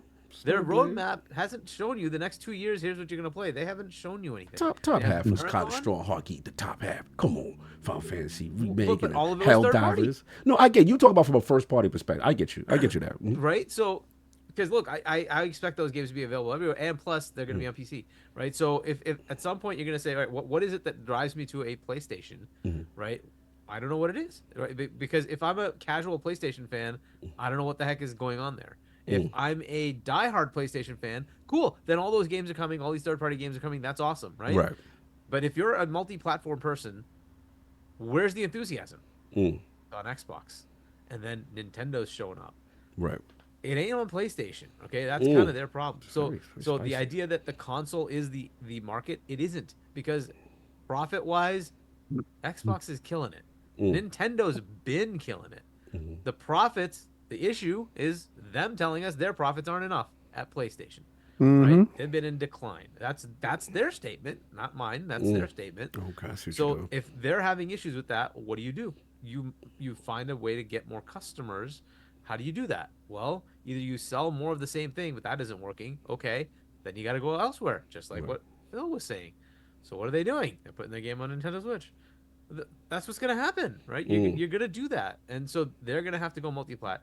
They are, a consumer electronics company. I fully understand that, and it's going to be harder for them to do that. Now, did anybody watch the Vision thing that they had? I did not.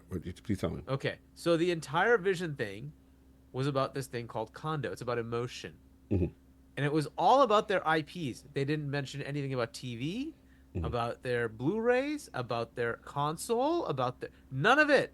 It was not about hardware. It was about their IPs and how they can create emotion with their IPs. The only hardware they talked about is the cameras they use to film movies. That's what they talked about. Okay, so their future vision does not say anything crazy about the console market. It talks about how they can leverage their IPs across multiple venues, whether it's movies, TV, whatever. Kind of like the That's old what they're Jim talking Ryan about. vision is what that sounded like. Where he was like their titles they feel should be blockbuster, should be bigger than what they are, kind of thing. That's what they're talking about. And that's the Sony vision, right? So they're not talking about how we're going to sell you more TVs. That wasn't in their vision. Right. They're not talking about how they're going to sell you more consoles. That wasn't in their vision. I'm sure it's in their financials that they want to keep selling you stuff, but that wasn't what they were talking about. They're talking about how we're going to get your movies, your games, and all that will be everywhere, and that's what we're trying to. That was their message in their entire vision statement. It's like, okay, well, if that's where you're going, I'm going to take that as you want to have an expanded audience for your IPs. What does that mean? So Moving the I'm IPs just out. gonna I read see where between you're the going. lines, I see where you're going. Okay. right? And so that's kind of where. So I think the idea of no console required is a necessary message if you're going to say, I don't need you to buy an Xbox to play Xbox games when they're streamed to your car, when they're streamed to your Fire Stick. We don't need you to have an Xbox in the house, because the alternative is the PlayStation model, where you can buy a Portal, but you need a PlayStation to play it. Right. You can buy a PSVR, but you need a PlayStation to play it. So you got a double whammy instead of a single, hey, I just go I get my Fire Stick. Cool. I buy a controller. I'm good to go. Oh, that's pretty nice. So that you have to say fix that. your face, bro. You console. can't He's ascended. Let the ascended one talk. Y'all like you smiling like that, bro. Every time I keep talking. I'm just saying, we talking a different language. These dudes need to catch up, man. Exactly. Exactly. And look, you look at our generation, we're stuck on the console because we believe that's where we come from. At the beginning, right? Yeah, we love that. Next gen doesn't give a damn, right? The new you're talking about the new coming kids. along, Yeah, like, that's what you said. Where do I play? Most of them are like, hey, I get a tablet from my parents. Cool, I get to play here. I'm just going to play on tablet. They don't care. None of that matters. So it's the old school. It's us. We hold on. We hold on too much. Yes, I got to let it go. I got to get my emotionality out of this. Is that what you said? Yes. I'm too emotional. And if you look at the future path, it's mobile and PC. Those are the two paths, and they're giving you both of it. They're saying, hey, we're going to be on PC. Have fun with that. We're going to take that PC thing and give it to Asus and Lenovo and Dell and whoever wants to come along. We'll give you that, and it'll give you a nice UI. Everything's cool. It'll be Xbox, but it'll be Windows, right? It'll be Xbox. So you have Xbox Trojan horse. Okay, I see what we're doing. But it is what it is. It is what it is. No, so PlayStation, right? It's gonna be Xbox because that's what they are. And then the other side is they're gonna go mobile, and that mobile could be like your TV, it could be your car, it could be wherever it is, and it's gonna have the app. It's just right there. You hit the Xbox logo, and there you are. You have access to everything. I think this is kind of the future that's going to happen. Right? They're trying to get their store. That'll happen too. But the future path just seems obvious where they own Windows, and that's going to be the path on your mobile devices that are specific to gaming. Right? And then you have your mobile, just normal, and they're going to be there with their own app store, integrating, doing cloud, doing native. Whatever they can do, right? Because look, the devices are getting more powerful too, right? Where they just released these Surface devices with Snapdragon CPUs, right? Those Snapdragon CPUs in 5 years are going to be junk, but they're capable of playing games, AAA games right now, right? So you put that in a phone. You're telling me you wouldn't have a phone that's capable of running all these AAA games? Yeah, they will. They will be able to do it. It's a lot so you have native capability on phone, native on portable devices, native on a car. I mean, that could happen too. The processor that's running that car dashboard could run a game natively, and you're just sending cloud data for your like I'm moving here and in Call of Duty I shot that guy. That the same stuff we do today, right? So like this could all change within 5 to 10 years, 15, 20 years. We don't know where things are going. Yeah, we don't know where it's going to go. That's a fact. They have a vision that at least gets you there. And the cool thing with that is you start it up and you've already got a library of games. Right. That's going to be key. That forward. Zero. Yeah, having that that library come with you. That's great. No, look, I get what you're saying. I always try to be valid points, Hargeet. Nothing you said is incorrect. I'm going to give you a future real quick after you finish. All I was going to say, I always try to be empathetic for those who say that they're worried with this, how aggressive that they're going, that they are themselves trying to accelerate themselves out of the hallway and become third party and become the biggest publisher. All right, who can hit me with the? Go ahead. And then we finish. That wasn't me. That was that was Steel. You sound like it. I'm just gonna give you real quick before Steam. All right, so me and Cog is getting ready to go. We getting ready to go to Japan. We all getting ready to go to Japan, right? So we my bags is already packed. I already got my Fire Stick inside my bag and stuff like that. So, I already have my Uber already scheduled and my bags is already downstairs curbside. So, Cog hit me. I'm like, yeah, what's up, Cog? Yeah, I'm ready. I'm going to jump in the Uber right now. So right now I'm playing Elden Ring on my phone. So jump downstairs, jump inside the autonomous Uber, sitting inside the Uber right there. Take out my controller, take out my controller, and I'm sitting there. I'm finishing up my Elden Ring inside the Uber. Okay. Yeah, so then get out at the airport after I check in, because I get the valet. They come and grab my packages. Clearly, it's a premium experience here. So then I go through the valet, the Blue Gate, and I got the my boarding pass. I jump on the plane because I get there on time. As soon as I sat there, and then we take off. As soon as we take off, put my headphones on, go right back into because we go at the Wi-Fi because it's free. Right. So we sitting there. I'm sitting in my pod with my little feet up, and I'm playing on my screen. That's right, and I'm playing my Elden Ring because I got to beat the boss because it's going to take like 24 hours. What are you doing, Coco? Get the hell out of here. Anyway, I'm just saying, imagine that streamless world, right? And in that streamless world, it cannot happen if it's not built. We can't be upset that they're building that world for us. And we have always complained that Xbox has always been ahead of the curve. For all the benefits that they have brought forth for us ahead of time, when they was telling you that you needed a hard drive, when they told you that you needed Ethernet, when they told you you had to be at 720, when they was pushing HD, they was pushing all these things forward. Facts. We gave Peter Moore his flowers. We definitely when they was pushing Xbox Live conversations while you playing your games to bring us closer together. 4K with the 1X, right? 4K with that stuff is these things that Xbox and Microsoft has continued to push the industry forward when the industry was lagging behind. True. For them to take those steps, that's what $1 trillion company does. The $1 billion company can't make these mistakes going forward, but the $1 trillion company can try. And then when they're in that space, they can occupy that space solo for a bit of time. They did it with the 360. They occupied that space solo for a bit of time. I believe that the next console, they're going to occupy that space solo for a bit of time, for as long as it takes. But right now, people are saying the biggest problem is we're not there structurally for the cloud. Y'all laughed at cloud before. Cloud is not a joke anymore. And now, if they are the only ones in that space or the leaders in that space, this is what the FTC was talking about. Right. They had the foresight to understand that these dudes will occupy the space by themselves. They broke them up before they can get there. I will say that I felt was the strongest argument they had as far as being in the cloud space with that kind of dominant infrastructure. But so, King, just one thing to add to your whole thing there, right, was you say, hey, I break up my controller. You have your phone and you're playing on it. Why wouldn't you just have like an auto pair that just shows up? Hey, I see you have that card now on the phone, and it just says you want to connect. Crazy. Wow. Connect, and your phone is the controller. That's right? crazy. It just becomes a controller, and the screen is now the screen. Right? That's when you talk about with tech people. Remember I told y'all when I was in Cali and I was sitting down with Hargeet, Chani, and I was sitting down with Keasante.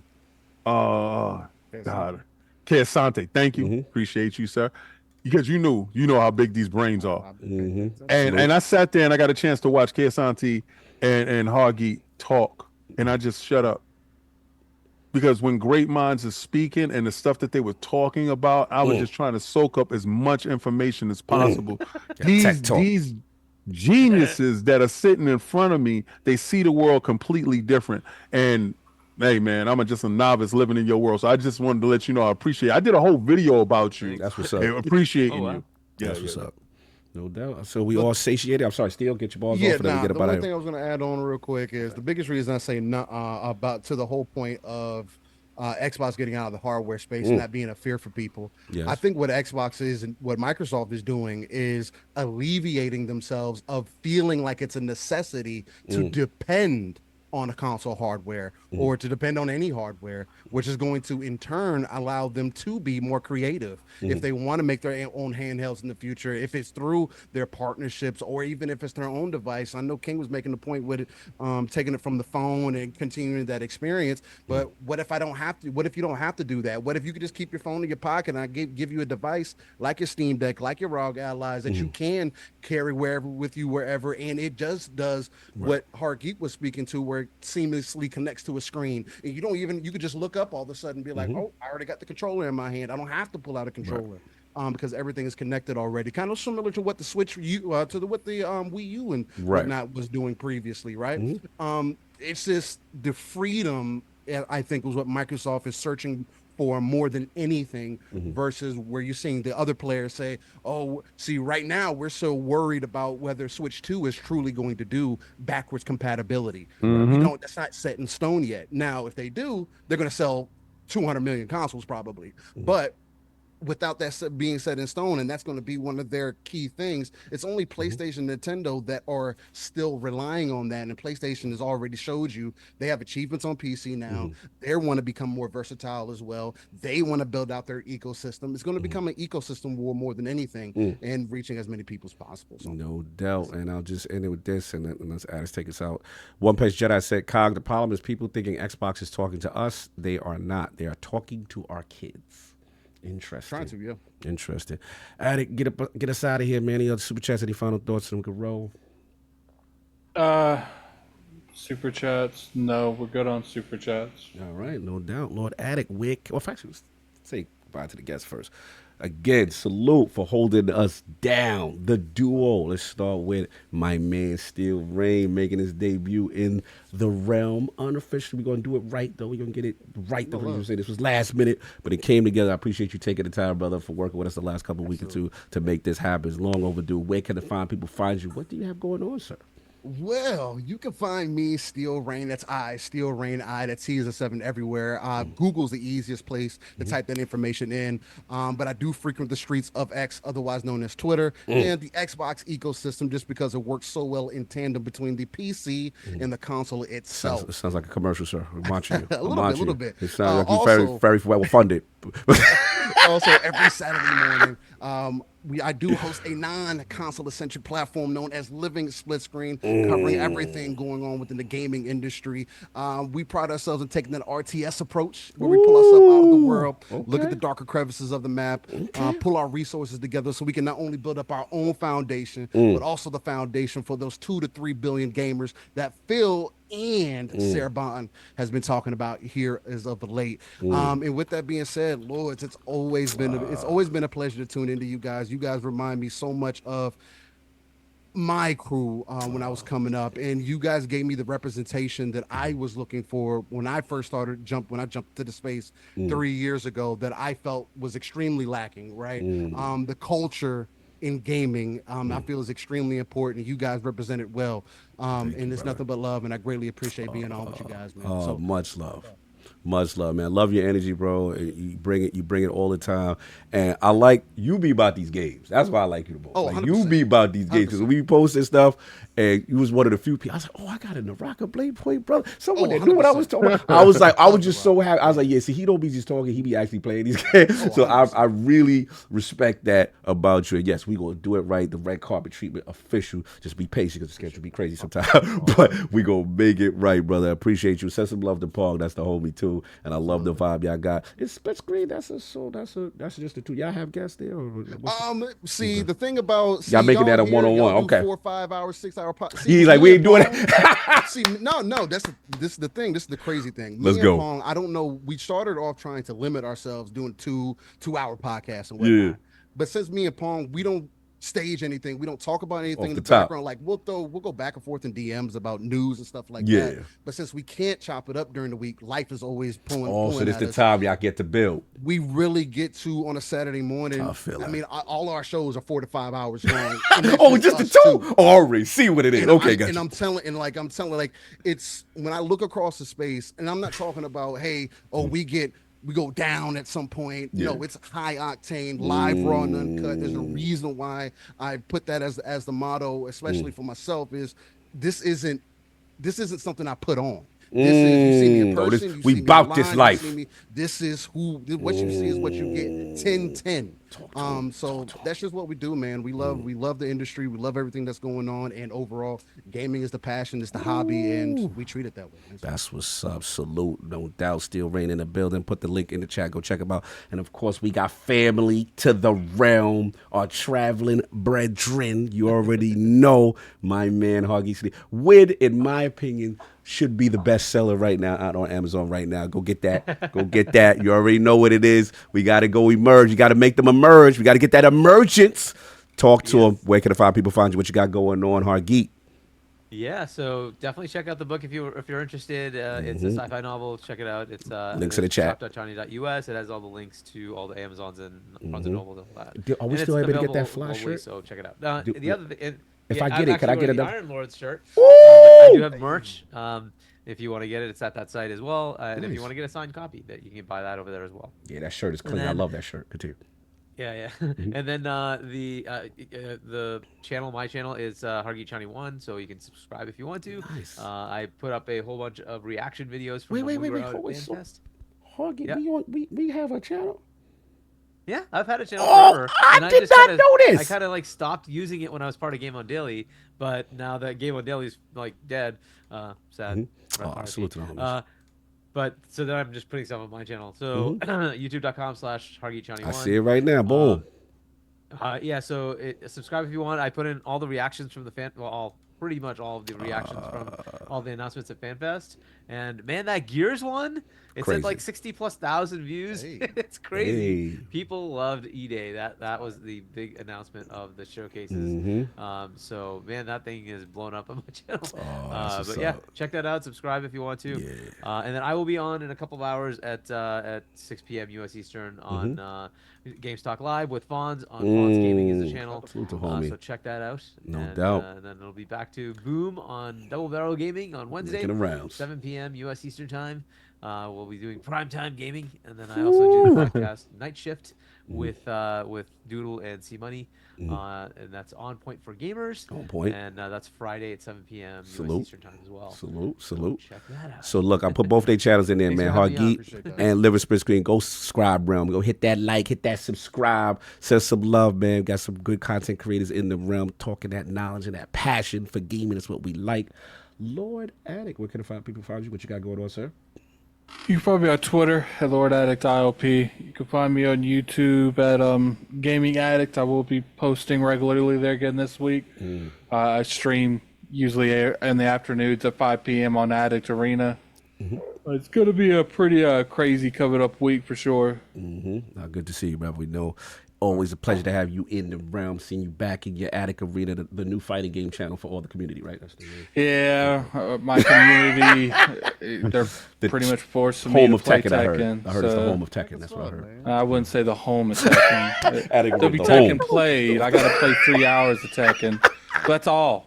That's all we get. We get 3? I might start ending that stream 5 minutes before 3 hours. I don't know. Get close enough. All right, but Attic Arena has a fighting game. I'm happy the community. I'll try to do it this weekend. Get it over with. They want you guys involved. I guess it's not. I guess it's not good enough, me to get killed by the AI. It's got to be human people to kill. Listen, friendly beatings is fine amongst the homies. You gotta go through it. Just like we've been waiting to put hands and feet on you. Wow. It's easier to play the most. Yeah, listen, it's just brotherly love. Just spread the love of Tekken throughout the community. Let me stop. We gonna have some fun, and then we'll probably do some Halo or something so he can get us up out of here. Whatever he wants, his payback game. You already know. Lord King, beautifully sounding mic. Crispy, you. Get to hear your laugh and all your interjections and messiness in 4K. And great, where can the 5 people find you? What you got going on? Oh, guys, y'all guys can catch me at Xbox Frontline News with your boy, the King. Well, I'm very heavily messy. I have to tone myself down on Sundays because I don't want it to seem like this is an Xbox podcast, which is not. We just was light on PlayStation News today, and of course, I'm going to be as slanderous as possible. But at the same time, I'm having so much fun. Like, this stuff is cathartic. It's also beneficial for getting you out of your head. I got a chance to watch Addict this week, and the only reason I'm saying I got a chance to watch Addict this week, playing Elden Ring and playing games in general, and this stuff helps us, right? So I want y'all to understand that you go and if you're trying to figure out an answer, you're trying to figure out how the hell that you can get out of the day-and-day rigmarole of life, right? You feel like you're doing the same things over and over again. It feels like Groundhog Day to you. Like you get up, you put your sneakers on, you brush your teeth, you do all that other stuff, and you go to work, and then you come back home, you eat, you take a shower, go to bed, and rinse and repeat, and you're stuck. Go back to what you love. I saw Addict playing a game that he loved and lost himself into that game. And I said, that's exactly it. So what I did, played some games, got back into what I love, and don't listen to whatever Twitter was talking about for that period of time. But Xbox Frontline News, I put out videos daily. Fridays, we do a live show. Addict is there in the background. Sometimes he chimes in, sometimes he don't. We give coins away, and we're almost at 8,000 viewers, subscribers, and it's crazy. We also a lot of members. We're trying to get to 500 members. When we get to 500 members, I got another statue to give away. When we get to 10,000 subs, I got another statue to give away. It's all about giving back. And I know y'all sitting there, your King, I like a game. Video games is my passion, but statues is my love. if you see them. If you ever got a chance to have one of these statues in person, you'll understand what I'm talking about. I learned. And this is why that's my gift to people, right? My gift to people is my disease, my addiction. So if I can spread my disease and my addiction to more people, misery loves company. And I'm having fun over here. So, but listen, I had so much fun today. Hargeet, Chani, I love you. I swear to God, I don't think I tell you enough that. Yeah, he's a real one. When you was out there, I was like, damn, you know how after the fact, I wasn't able to get you a shirt, and I wanted you to have a shirt. I really did. It was just me and Cog, and even the guy that when we ordered the shirt, he was just a little bit, just y'all two were going. I was just like, yeah, but you know, I won't never make that mistake again. So I do apologize, sir. Rain, yo, yeah, my guy, the energy that you brought. I love your background. I love the stuff that's going down. I always love your take on everything, and the fact that you and Pong Soul, my dudes, y'all, it works so fantastically. But thank you for coming on today, both of you guys. And Cowboy, yeah, I like your stuff. I didn't know. You know when you're a super fan of somebody but don't know that you're a super fan of somebody, that's how much you know you just love their work. And I love the work that he does, and the work that he does is beneficial because a lot of times when I don't feel like bothering Addict for something, I go on YouTube and look for stuff, and I'm friends or I follow a lot of people that I got a chance to meet, and like Cactus. It's just a lot of people that you get a chance to meet in a space. And that's why it's a symbiotic relationship with us content creators. And we always got to keep that respect. This week, something happened. And as a man, my guy stepped up and apologized to another guy that was friends of mine. And we got to champion that. We got to champion real men stuff. Men stepping up and apologizing immediately. That thing right there. Yo, I made a mistake. My bad. I was in a bad headspace. My bad. Whatever. Yeah. Don't perpetuate the fire. Celebrate the respect of two individuals coming together and they can agree to disagree on things, but at the same time, it doesn't have to escalate to something stupid.